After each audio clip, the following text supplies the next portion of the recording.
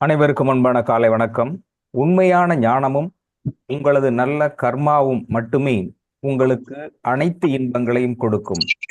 கடவுள் அன்புமயமானவர், ஆனால் கர்ம விதிகளுக்கு உட்பட்டு செயல்படுபவர்.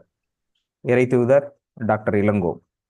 ஆஹ், இன்றைய வகுப்பில் இதுவரைக்கும் நிறைய விஷயங்கள் கர்மாவை பற்றியும் அது தொடர்பாகவும் வாழ்வியல் தொடர்பாகவும் ஆஹ், நிறைய கோணத்தில் பார்த்துருக்குறோம். உணவு எப்படி சாப்பிடணும், எதை சாப்பிடணும், எதை சாப்பிடக்கூடாது, மருந்தே இல்லாமல் எப்படி வாழ்வது அப்படிங்கிறதும், அதை தொடர்ந்து இங்கே நமக்கு தேவையான பொருளாதார பின்னணி எப்படி உயர்த்தி கொள்வது, உறவுகளை எப்படி மேம்படுத்திக் கொள்வது, அதைவிட உடல் ரீதியான பிரச்சனைகளையும் மன ரீதியான பிரச்சனைகளையும் எப்படி தீர்வு காண்பது அப்படிங்கிற விஷயத்த நிறைய பார்த்துருக்குறோம்.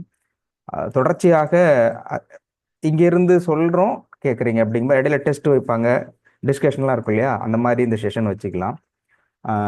கற்றதும் பெற்றதும் அப்படிங்கிற மாதிரி இன்றைய நம்முடைய தொடர்ச்சியான வகுப்பில் நீங்கள் கற்றுக்கொண்டது என்ன, இதிலிருந்து இது எனக்கு சாராம்சம் புரிஞ்சுக்கிறது, கற்றுக்கொண்டது, இதை நடைமுறைப்படுத்தியதால் இது எனக்கு இந்த நன்மை கிடைச்சிருக்கு அப்படிங்கிற விஷயத்த பகிர்ந்துக்கலாம். நிறைய விஷயங்களை சொன்னப்போ ஒவ்வொருத்தரும் நிறைய கோணங்களை சொன்னோம். மன்னிப்பு கொடுத்ததுனால் எவ்வளோ பெனிஃபிட் அடைஞ்சிருக்குன்னு நிறைய பேர் சொன்னதை நம்ம சொல்லியிருக்கோம். அப்புறம் அந்த ஏற்கனவே சொன்னாலே அந்த அம்மா ஒருத்தவங்க ஆம்பூர் அம்மான்னு சொல்லுவாங்க, ஒரே ஃபர்ஸ்ட் நாள் வந்தாங்க. அந்த வீடியோவில் வந்தும்போது எல்லாம் நாம் என்ன நினைக்கிறோமோ அல்லது என்ன செய்கிறோமோ அதற்கு முன்பாக நமக்கு ஒரு சிக்னல்ஸ் வருது. அப்போ அதுதான் நம்மை வழி நடத்துகிறது. அந்த அந்த சிக்னல் நமக்கு கொடுக்கிற அந்த சமிஞ்ஞை அது எப்படி இருக்குன்னா நம்முடைய கர்மாவின் அடிப்படையில் இருக்கும். அப்போ எல்லாமே இறைவனுடைய படைப்பில் கர்மாவின் அடிப்படையில் தான் செயல்படுகிறது அப்படிங்கிற விஷயத்தையும் நிறைய பேர் நிறைய எக்ஸ்பீரியன்ஸை ஷேர் பண்ணியிருந்தாங்க. அதில் இன்னொரு மலேசியாவில் சாந்தி மேடம் அப்படின்னு நினைக்கிறேன், அவங்க சொல்லும்போது இந்த ஸ்டிக்கர் பொட்டுக்கு பதிலாக சந்தன பொட்டு வைக்கின்ற பொழுது மென்சஸ் தொடர்பான பிரச்சனைகள் குறையுது, நீங்குது அப்படிங்கிற விஷயத்தையும் அவங்க பதிவு பண்ணியிருந்தாங்க. நிறைய பேர் அவங்களுடைய அனுபவத்தை சொல்லியிருந்தாங்க.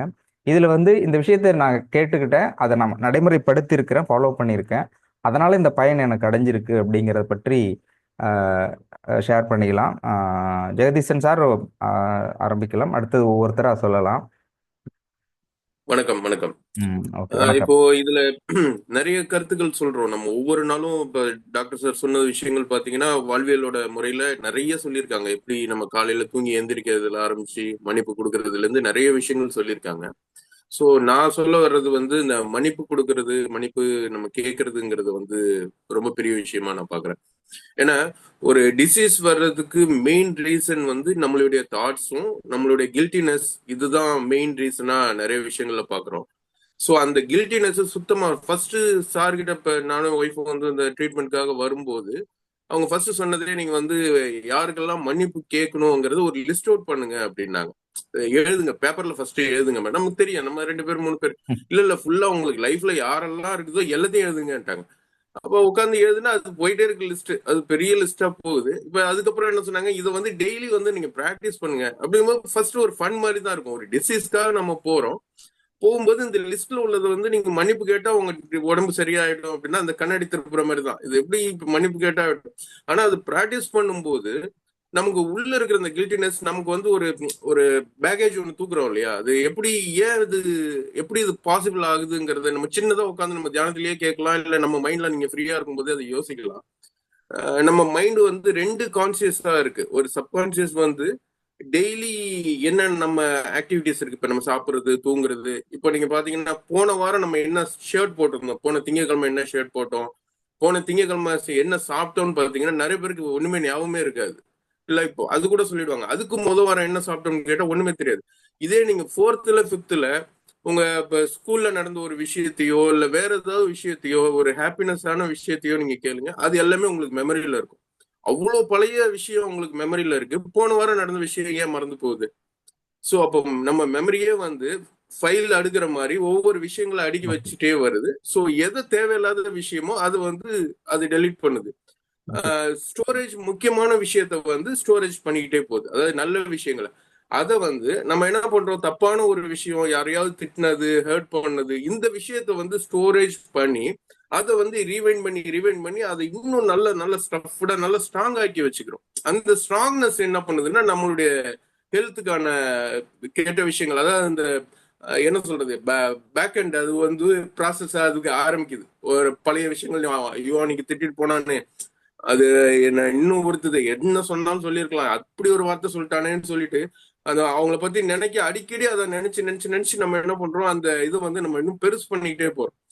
எப்படி நம்ம போன வாரம் என்ன சாப்பிட்டோம் என்ன இது பண்ணோங்கிறது மறந்தோமோ அதே மாதிரி மன்னிப்பு கொடுக்கும்போது நீங்க அந்த விஷயம் அந்த சாப்டர் முடிஞ்சிடுது. அதாவது நீங்க எப்போதுமே நீங்க ஒரு இன்புட் உள்ள எடுக்கணும்னா இங்க எம்டியா இருக்கும், பிரெயின்ல வந்து எம்டியா இருந்தாதான் நீங்க மேல இருந்து உங்களுடைய கொடுக்குற சக்தியையோ இல்ல அடுத்தவங்களுடைய விஷயங்களையோ ஒண்ணு வந்து கிராஸ் பண்ணிக்கவே முடியும்.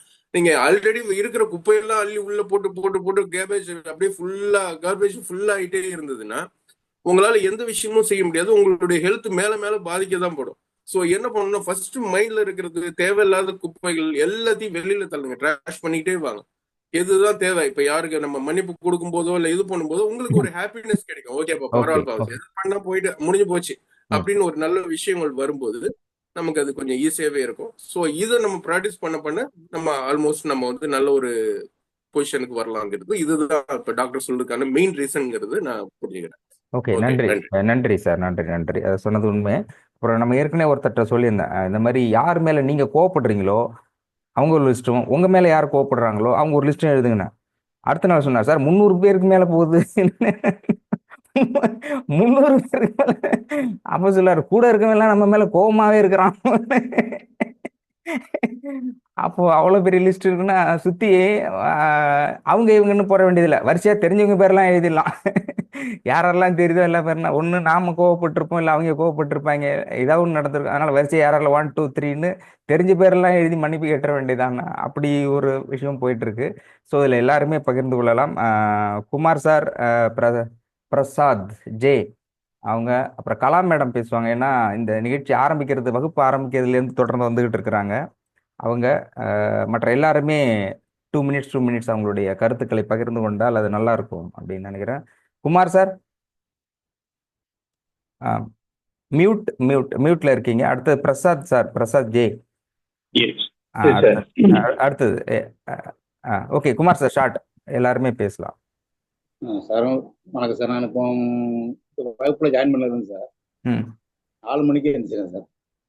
இதுக்கு முன்னாடி இல்லை சார், இதுக்கு முன்னாடினா நான் 6:30 7 மணி அந்த மாதிரி எல்லாம் போயிட்டு இருந்துச்சு சார். ஒரு இல்லாமல் இருக்கு.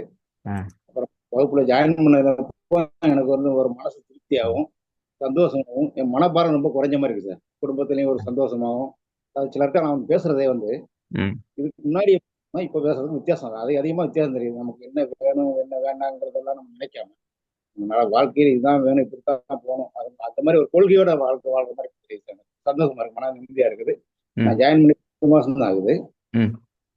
செப்டம்பர்ல என் மருமன் இருக்கிறாரு விமல்ராஜ். அப்புறம் அதுக்கடுத்த மருமன் முத்துக்குமார் இருக்கிறாரு. அப்ப தான் என்கிட்ட சொன்னாரு ஜாயின் பண்ண சொல்லி, மாமா எனக்கு இந்த மாதிரி இதே தெரியாது சார். மருமகன் சொன்னாரா? விமல்ராஜ் இருக்கிறாரு, ஜாயின்ல இருக்கிறாரு. விமல்ராஜ் குரூப்ல இருக்கிறாரு விமல். Okay okay. அப்ப அவர் சொன்னதுக்கு அப்புறம் நான் வந்து நன்றி அப்போ சொல்லி ஜாயின் பண்றதுனால போயிருக்கு சார். பரவாயில்ல சார், நன்றி நன்றி. ஓகே, இதுல நன்றி சார். இப்போ இந்த ஏர்லி மார்னிங் எழுந்திருக்கிறதுல ஒரு அம்மா வந்து டயபெட்டிக் பேஷண்ட், அவங்க முட்டி பயங்கரமான வலி. அந்த எல்லாத்த விட டயபெட்டிக் சுகராவது இருக்கட்டும் சார், அது ஒன்றும் பிரச்சனை இல்லை, முதல்ல முட்டி வலி சரி பண்ணுவோன்னு. அப்போ எழுந்துருங்க, மெடிசன் கொடுக்கறதுக்கு லேட் ஆயிடுச்சு இல்லையா? அப்போ ஏர்லி மார்னிங் எழுந்திருங்கும் போது அப்போ கொஞ்ச நாள் ஆன பிறகு அவங்களே ஃபோன் பண்ணி சொன்னாங்க, ஏர்லி மார்னிங் எழுந்திருக்கிறதுனால எனக்கு அந்த வலி குறைஞ்சிருக்குது, இத்தனை வருஷத்துல அந்த வலிங்கிறது எழுந்திருக்கிறதுனால குறைஞ்சிருக்கு அப்படின்னாங்க. அப்போ ஏர்லி மார்னிங் எழுந்திருக்கின்ற பொழுது உடல் படுக்கிறது, நேரத்திலே படுக்கிறது எழுந்திருக்கிறது அப்படிங்கிறதுலோட பேஸ் அப்படிங்கிறது உடல் தன்னைத்தானே சரி செய்து கொள்வது. நம்ம ஒரு டைம் கொடுக்கணும் இல்லையா? இப்போ காரை சர்வீஸ் கொடுறோன்னா அங்கே ஷெட்டில் கொஞ்ச நாள் விடணும் இல்லையா, கொஞ்ச நேரம். அந்த டைம் தான் டெய்லி நம்ம உடலை சரி செய்து கொள்வதற்கான டைமிங்கிறது. அப்போ அதுல இருந்து நிறைய பலன் கிடைக்கிறத சொல்லியிருக்கிறாங்க. அடுத்தது பிரசாத், மற்ற எல்லாருமே சொல்லலாம். ஷார்ட்டா சொல்லுங்க பிரசாத். சார் வணக்கம். வணக்கம். இப்போ பார்த்தீங்கன்னா எனக்கு அந்த காலையில எழுந்திருக்கிற அந்த பழக்கம் வந்துட்டு உருவாயிடுச்சு. நம்ம எங்களுடைய ஒர்க்கிங் நேச்சர் பார்த்தீங்கன்னா லேட்டாக படுத்து லேட்டாக தான் எழுந்திருக்கிற மாதிரி இருந்துச்சு. அதுக்கப்புறம் அது அரௌண்ட் ஏர்லி மார்னிங் எழுந்து மீட் பண்றது ஒரு பழக்கமாகவே ஆயிடுச்சு பாத்தீங்கன்னா. ரெண்டாவது அந்த மன்னிப்பு கேட்கறது கொடுக்கறது அந்த விஷயங்களால சரியானது பாத்தீங்கன்னா, எனக்கு அந்த ஒரு நெஞ்சு எரிச்சல் இருந்துட்டு ஆமா பல வருஷமா. சாப்பிடுறதே இப்ப இல்லைன்னு ஒரு சொல்லிடுறோம். ம். ஆமா ஆமா இப்ப ஒரு 2 மாசமாவே அது கிடையாது, கொஞ்சம் கூட கிடையாது. நைட்லயும் ஃபுட் எடுத்துப்பேன் வந்துட்டு. ம். அப்ப அதுல இருந்து என்ன தெரிஞ்சு பெரிய சேஞ்சஸ். கொதிச்சுக்கிட்டு இருந்துருக்கீங்க, இவன் எப்படா கிடைப்பான். அதனாலதான் நெஞ்சு எரிஞ்சிருக்கு. மன்னிப்பு கொடுக்கும்போது ஆல்ரெடி ஆஃப் ஆயிடுச்சு. சரி, ஓகே. தேங்க்யூ. நன்றி நன்றி. ஓகே, அவர் சொல்றதுங்கிறது உண்மை. நேரடியாக இப்போ பேசும்பொழுது கூட சொன்னாங்க, எவ்வளோ மெடிசன் எடுத்திருந்தேன் ஆனால் சரியாகல, நெஞ்செரிச்சல் இருந்தது. ஒரு கட்டத்தில் வந்து அந்த டைஜஷன் ஆகாத சூழலும் நெஞ்செரிச்சலும் இருக்கிறதுனால சாப்பிட்டா தானே செரிச்சுக்கிட்டு இந்த பிரச்சனை, சாப்பாட்டையே நிறுத்திடுவோன்ட்டு சாப்பிட்றத ஒரு வேலையை கட் பண்ணிட்டாரு. அப்போ சாப்பாடை வழக்கமாக சாப்பிட்றதுலேருந்து கட் பண்ணும்போது டயர்ட்னஸ் வரும், அந்த பாதிப்புகள் இருக்குது. பசி இருக்குது, ஆனாலும் நான் பசி சாப்பிட்டாக்க இந்த பிரச்சனை வருது. அது இந்த மாதிரியான ஒரு ஆசிலேஷன் மைண்டில் அப்போ தான் சார் பேசியிருந்தார். ஃபாலோ பண்ணும்பொழுது மன்னிப்பு கேட்டு கொடு, இதை ஃபாலோ பண்ண கொஞ்ச நாள்லேயே வந்து அந்த நெஞ்சு எரிச்சல் கம்மியாகி இப்போ பரவாயில்ல சார் அப்படின்னு சொல்லியிருந்தாரு. அப்போது டாக்டர்கிட்ட நம்ம பேசும்போது கூட நேற்று ரொம்ப நேரம் இது தொடர்பாக பேசினேன். ஸோ நம்மளுடைய அல்டிமேட் எய்ம் எதுவாக இருக்க முடியும், ஸோ எதை நோக்கி நம்ம போயிட்டு இருக்கோம். இப்போ வந்து சார் நிறைய விஷயங்கள் சொல்கிறாங்க, சிலர் ஃபாலோ பண்ண முடியுது, சிலது ஃபாலோ பண்ண முடியல. சூழலுங்கிறது ஃபாலோ பண்ண முடியல. முடிஞ்ச வரைக்கும் ட்ரை பண்ணுறாங்க, எதிர்பார்க்குற அளவுக்கு வரல. இப்போ ஒரு ஸ்டூடெண்ட் இருக்காங்கன்னா டீச் பண்ணும்பொழுது எக்ஸாம் வைக்கும்பொழுது எல்லாருமே பாஸ் ஆகும்னு நினைப்போம். ஆனாலும் மைண்டில் எந்த அளவுக்கு ஏறுதோ அந்த அளவுக்கு தானே வரும், செட்டில் இருக்குது தானே அப்பையில் வரும். அது வரலங்கும்போது அப்போது நம்முடைய அல்டிமேட் எய்முங்கும்போது டாக்டரோட எய்ம் எப்படி சொல்கிறாங்கன்னா, நம்ம இப்போ மருந்து கொடுங்க, மாத்திரை கொடுங்க அப்படின்லாம் சொல்கிறோம் இல்லையா, அது தேவையே இல்லை. Without medicine we can cure our disease and all the problems. நம்முடைய பிரச்சனைகள் அனைத்தையும் நாமே சரி செய்து கொள்ள முடியும். குறிப்பாக நோய்களுக்கு மருந்தே இல்லாமல் நோய்களை சரி செய்து கொள்ள முடியும். இந்த நிகழ்ச்சி, இந்த வகுப்பு வந்து கரெக்டாக ஃபாலோ பண்ணிட்டு அந்த இறைக்கட்டு சட்டத்தை வந்து ஃபாலோ பண்ணிட்டு கரெக்டாக இருக்கும்போது, இப்போ நம்ம சொல்கிறோம் இல்லையா, எனக்கு இந்த மெடிசன் வரல, மருந்து கொடுக்கல அப்படிங்கிறது இல்லையா, இது தேவைப்படாது அப்படின்றாரு.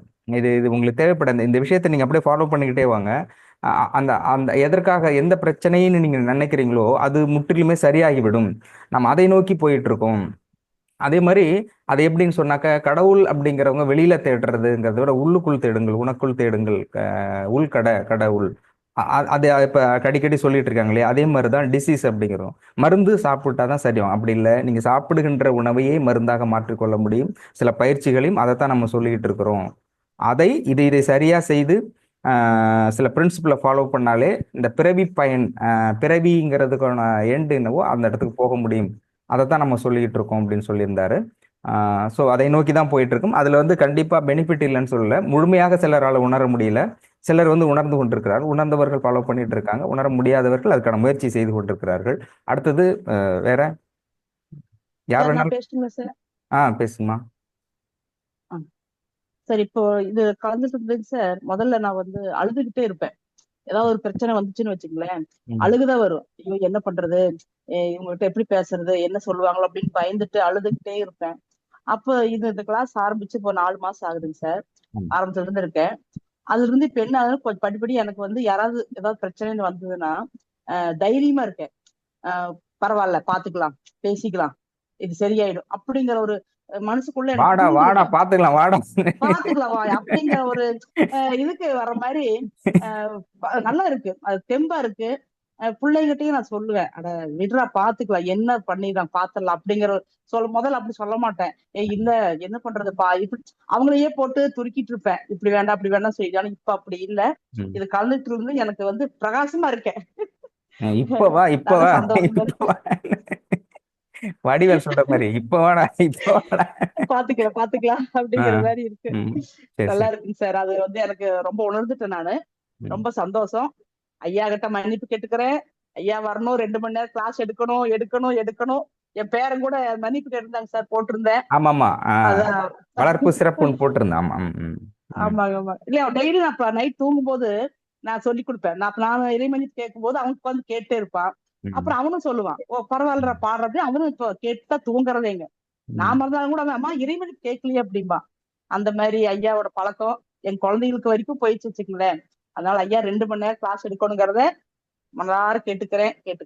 நன்றி நன்றிங்க ஐயா. நன்றி சொல்லிட்டு அந்த மன்னிப்பு கேட்குற பழக்கம் ரொம்ப முக்கியம். அதில் இங்கிலாந்து பீப்புளில் வந்து இங்கிலீஷ் பீப்புள் அவங்க வந்து மேக்ஸிமம் எதுக்கு கண்டினியூஸாக தேங்க்ஸ் வரும், சாரி சொல்லுவாங்க. இப்படி தொட்டாலும் சாரிங்கிறது இயல்பாகவே வரும். சுவாசம் மாதிரி சாரி அப்படிங்கிற சாரிங்கிறது இயல்பாக வரும்பொழுது அந்த ஆட்டிடியூடுங்கிறது எப்பயுமே மன்னிப்பு அப்படிங்கிற வார்த்தை தான் உலக வரலாற்றில் பல இதயங்கள் இன்னும் இரும்பு வாளுக்கு இரையாகாமல் இருப்பதுக்கு அடிப்படை காரணம் மன்னிப்பு தான். அந்த மன்னிப்பு கேட்கின்ற போது கேஷுவலாகவே போயிடும். அப்போ எனக்கு சொன்னேன் இல்லையா, அந்த வார் இருக்கு இல்லையா, வாரில் கடைசி எண்டுலங்கிறது தோல்வி அடையிறது அமைதியில் தான் முடியுது. அந்த லாஸ்ட் இதில் அந்த சொன்ன வாசகம் நான் சொல்ல வந்ததில் வந்து ஸ்டாலின் கடைசி அந்த கமாண்டோ கொடுக்குற ஃபோர்ஸில் சொல்லும்போது ஒரு அடி கூட பின்னுக்கு வாங்காதீங்க, ஃபைட் இறுதி மூச்சு வரை போராடுங்கம்மா.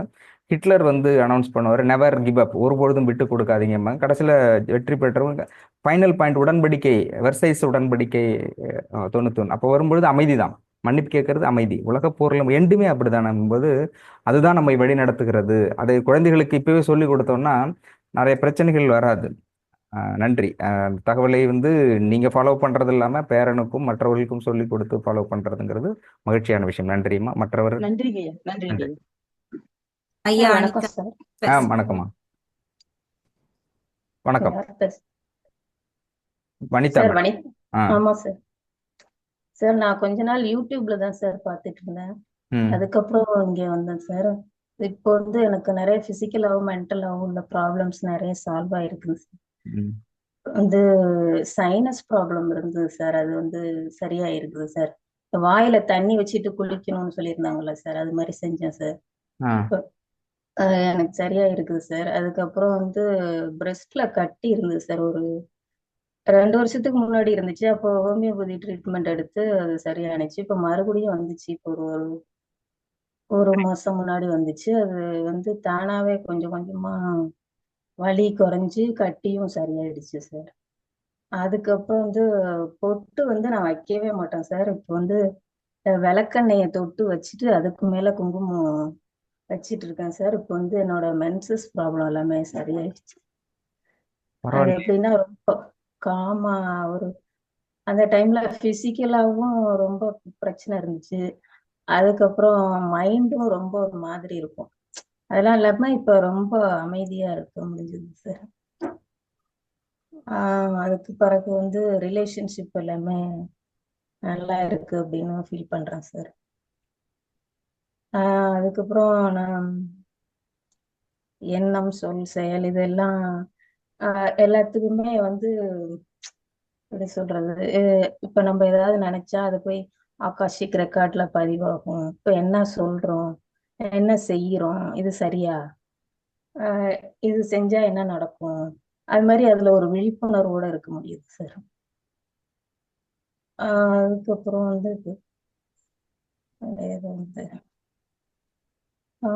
காலையில டெய்லி எந்திரிச்சிருவோம் சார், 3 மணி 4 மணி அது மாதிரி.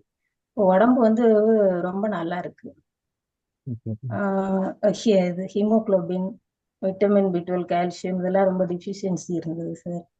அதுக்காக நான்வெஜ் சாப்பிட சொல்லியிருந்தாங்க ஹோம்மேட். அது வந்து நான் கொஞ்ச நாள் சாப்பிட்டேன். அதுக்கப்புறம் எனக்கு சாப்பிட முடியல. அப்புறம் அதோட விட்டுட்டேன். இப்போ வந்து இந்த கிளாஸ் அட்டன் பண்ண பிறகு எனக்கு உடம்பு ரொம்ப நல்லா இருக்கு சார். அவ்வளவுதான். அவ்வளவுதானா? சார் பரவாயில்ல. நீங்க இருக்கிறது இருட்டு பகுதியில் இருந்தாலும் நீங்க பேசுறது எல்லாமே பிரைட்டா இருக்குது. ரொம்ப தயங்கி பொறுமை ஏற்கனவே பேசிருக்கீங்கன்னு நினைக்கிறேன் இல்லையா? இந்த விஷயத்துக்காக தான் பேசல இல்லையா வனிதா? ஆமா சார், ஒரு வாய்ஸ் நோட் மட்டும் போட்டிருந்தேன் சார் உங்களுக்கு. ஆமா, அப்போ அப்பாயின்மெண்ட்டுக்காக இருந்தது. Okay, right. நிறைய விஷயங்கள் சொல்லியிருந்தீங்க, ரொம்ப பெரிய விஷயம். இந்த சைனஸ்ங்கிறது நீர் எல்லா பிரச்சனையுமே வந்து இப்போ டாக்டர் சொல்ற ஒரு விஷயமும் நீங்க நடைமுறையில ஃபாலோ பண்ணிட்டு வந்தாலே உங்களுக்கு இருக்கான பிரச்சனைகள் வந்து படிப்படியா இருக்கும். இது எல்லாத்தையுமே நிறைய சொல்லியிருக்காங்க. நிறைய சொல்றதையும் அப்படியே ஃபாலோ பண்ண முடியுமானா ஃபாலோ பண்ண முடியும். ஆனா நடைமுறை வாழ்க்கையில் நம்ம எப்படி இருக்கிறோமோ அதை அப்பப்போ ஃபாலோ பண்ணிட்டு வந்தீங்களான்னு இப்போ குளிக்கிறது எல்லாருமே குளிக்கிறோம். அப்போ குளிக்கிற அந்த செகண்ட்ல வாயில் தண்ணி வச்சிருக்கு இல்லையா, அந்த மாதிரி தண்ணி வச்சு ரொம்ப பேர் முழுங்கிட்டேன் சார்ன்றாங்க. முழுங்காம வச்சா சைனஸ் ப்ராப்ளம் சரியாகிட்டு, இந்த கட்டி சரியாகிறது, விளக்கண், இந்த மாதிரி நிறைய விஷயங்கள் சொல்லியிருக்கிறீங்க. நன்றி. தொடர்ந்து பேசலாம். வகுப்பு நடக்கும். சீஃப் டாக்டர் வந்துட்டாங்க. நன்றி.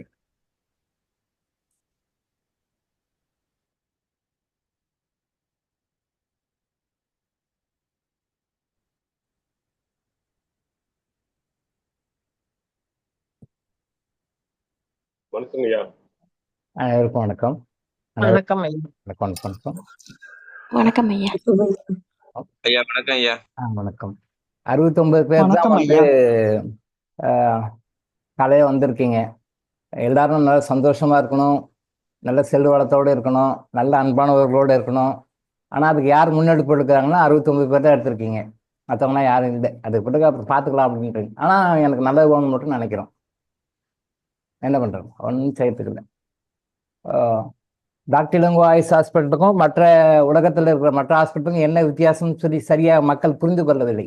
அது சரியாக அவேர்னஸ் இன்னும் இல்லை அப்படின்னு சொல்லிட்டு சித்தர்கள் கொடுத்த அந்த இன்ஸ்பெக்ஷன் ரிப்போர்ட்டில் சொல்லிக்கிறனால அந்த டிஃப்ரென்சியேஷன் என்னன்னு சரியாக திருப்பும் இன்னொரு தடவை சொல்கிறோம். 6 மாதமாக இருக்கிறேன், 5 மாதமாக இருக்கிறேன், ஆனால் எனக்கு இந்த குறைகள் அப்படின்னு சொல்லி சொல்கிறாங்க அப்படின்னா அது வந்து அவங்க சரியாக புரிந்து கொள்ளவில்லை என்பது அர்த்தம் சொல்லி ரிப்போர்ட்டில் கொடுத்தனால அதை பற்றி திருப்பி இன்னொரு தடவை ரிவ்யூ பண்ணுறோம். நம்ம what are the difference between doctor Ilango Ayush hospital and other hospitals which are existing in the world. அதை நம்ம நேற்று ஆரம்பித்தோம், கண்டினியூ பண்ணுவோம். ஸோ ஹாஸ்பிட்டல் அப்படின்னு சொல்லி நீங்கள் போனீங்கன்னா முதல்ல உங்களுக்கு வந்து என்ன நோய் இருக்குது அப்படின்னு சொல்லி பார்ப்பாங்க. அதுக்கு ஒரு டயக்னோஸ் பண்ணுவாங்க, ஸ்கேன் பண்ணுவாங்க, ரிப்போர்ட்ஸ் எல்லாம் எடுப்பாங்க. பட் இங்கே டாக்டர் இளங்கோ ஆயுஷ் ஹாஸ்பிட்டலில் வந்து நோ ரிப்போர்ட்ஸ் நீடட். எந்த ரிப்போர்ட்டையும் நாம் யாருக்கிட்டையும் கேட்கவே மாட்டோம். நீங்கள் போயிட்டு அந்த டெஸ்ட் பண்ணிட்டு வாங்க, இந்த டெஸ்ட் பண்ணிட்டு வாங்க, அந்த ரிப்போர்ட் கொடுங்க, இந்த ரிப்போர்ட் கொடுங்க அப்படின்னு சொல்லிட்டு யாருமே நம்ம ஒரு நாள் கூட யார்கிட்டையும் கேட்க மாட்டோம். இப்போ இல்லை, பாஸ்ட் 36 இயர்ஸ் எந்த ஒரு நோயின்னு வந்தாலும் அந்த நோய்க்கு என்ன ரிப்போர்ட் இருக்குது, என்ன டெஸ்ட் பண்ணீங்கன்னு சொல்லி கேட்க மாட்டோம். பிகாஸ் என்ன நோய் உங்களுக்கு வந்தாலும் அதுக்கு என்ன ரூட் காஸ் என்ன அதுன்னு சொல்லி கரெக்டாக நீங்கள் சொல்லும் பொழுதே அல்லது ஃபோனில் கேட்கும் பொழுதே அதை சொல்லும் பொழுதே அதை தெரிஞ்சுக்கொள்கிற ஞானத்தை நமக்கு கொடுத்துருக்காங்க சித்தர்கள். அதனால் நாங்கள் ரிப்போர்ட்ஸ் எதுவும் இது வரைக்கும் யாரையும் கேட்டது இது வரைக்கும் நான் வந்து ஸ்கேன் ரிப்போர்ட் எடுத்துகிட்டு வாங்க, பிளட் ரிப்போர்ட் எடுத்துகிட்டு வாங்கன்னு யாருக்கும் ₹1 கூட செலவு வைக்கிறது இல்லை. சில பேர் கொண்டு வருவாங்க, ரிப்போர்ட்ஸ் கொண்டு வருவாங்க. அப்போ அவங்க என்ன நினைக்கிறாங்கன்னா அதான் பார்ன் அண்ட் பிராட்டப் அப்படி வந்துட்டாங்க. இப்போ டாக்டர் ரிப்போர்ட் சரியோட ரிப்போர்ட் பெஞ்சாக எடுத்து வைப்பாங்க. சார் ரிப்போர்ட்டை பாருங்கள், அது தேவையில்லை அப்படின்னு அவங்க என்ன நினைக்கிறாங்க, இன்னும் எவ்வளோ ரிப்போர்ட் எடுத்துகிட்டு வந்து இத்தனை லட்சம் செலவு பண்ணி அங்கங்கே அது ஒரு ஹாஸ்பிட்டல் 4 தடவை ரிப்போர்ட். இந்த ஹாஸ்பிட்டல் ரிப்போர்ட்டை அவங்க அக்செப்ட் பண்ணிக்க மாட்டாங்க, இந்த ஹாஸ்பிட்டல் ரிப்போர்ட்டை இவங்க அக்செப்ட் பண்ணிக்க மாட்டாங்க, இந்த ஹாஸ்பிட்டல் ரிப்போர்ட்டை இவங்க அக்செப்ட் பண்ணிக்க மாட்டாங்க. ஏன் இல்லை, நீங்கள் ஃப்ரெஷ்ஷாக தான் எடுக்கணும். இப்போ தான் சார் 4 நாளைக்கு முன்னாடி எடுத்தேன். அப்படி இல்லை, அது வேறியாகும். எங்கள் ட்ரீட்மெண்ட்டுக்கு வந்துட்டீங்களா, இப்போ நாங்கள் சிரமமாக தான் ட்ரீட்மெண்ட் எடுக்கணும்னா அப்போது நாங்கள் சிரமமாக தான் ஸ்கேன் எடுக்கணும். அப்போ ஒரே விஷயத்தை 4 தடவை டெஸ்ட் பண்ணியிருப்பாங்க. அவங்க திருப்திக்காக வேணா பார்ப்பேன், அவங்களுடைய மன திருப்திக்காக அவங்க நல்லாகணுமே அப்படின்னு அவங்க நினைக்கிறாங்க. அப்போ டாக்டர் வந்து ரிப்போர்ட்டை பார்த்தா தான் வந்து அவர் நமக்கு என்ன பிரச்சனைன்னு அவர் டயக்னோஸ் பண்ணுவார் அப்படின்னு அவங்க மைண்டில் இருக்கிறதுனால அவங்க திருப்திக்காக வேணா நான் சரி அப்படி கொடுங்கன்னு பார்ப்பன ஒழிய பட் அந்த ரிப்போர்ட் பேஸ் பண்ணி நம்ம இது வரைக்கும் யாருக்கும் ட்ரீட்மெண்ட் கொடுத்தது இல்லை. அது என்டையர்லி டிஃப்ரெண்ட். அந்த ஞானத்தின் படி தான் சொல்லுவோம். அதே மாதிரி உங்களோட பிரச்சனை நாங்கள் வந்து உங்கள் வாயால் நீங்கள் சொல்லணும். ஏன் கேட்குறோம் அப்படின்னா உங்களுடைய கர்மாவை எந்த அளவுக்கு ஓக்கிக்கலான் இருக்கோ அந்த அளவுக்கு தான் நீங்கள் சொல்லுவீங்க. நீங்கள் உங்களை பார்க்கும் பொழுதே தெரியும் என்ன பிரச்சனை, என்ன நோய், என்ன அப்படின்னு சொல்லி தெரியும். ரூட் காசும் தெரியும், பார்க்கும் பொழுதே தெரியும். நீங்கள் ஒன்றும் சொல்லவே வேண்டாம், நீங்கள் சொல்ல வேண்டாம், எழுத வேண்டாம். ஆனால் நம்ம ஏன் சொல்கிறோம் அப்படின்னா உங்கள் பிரச்சனைகளை எழுதுங்க அல்லது சொல்லுங்க. உங்கள் வாயால் ஏன் கேட்குறோன்னா நீங்கள் சொல்கிறத கேட்டு ட்ரீட்மெண்ட் கொடுக்கறதுக்காக இல்லை. உங்களுடைய கர்மா ஒரு லிமிட் வச்சுருக்கோம்.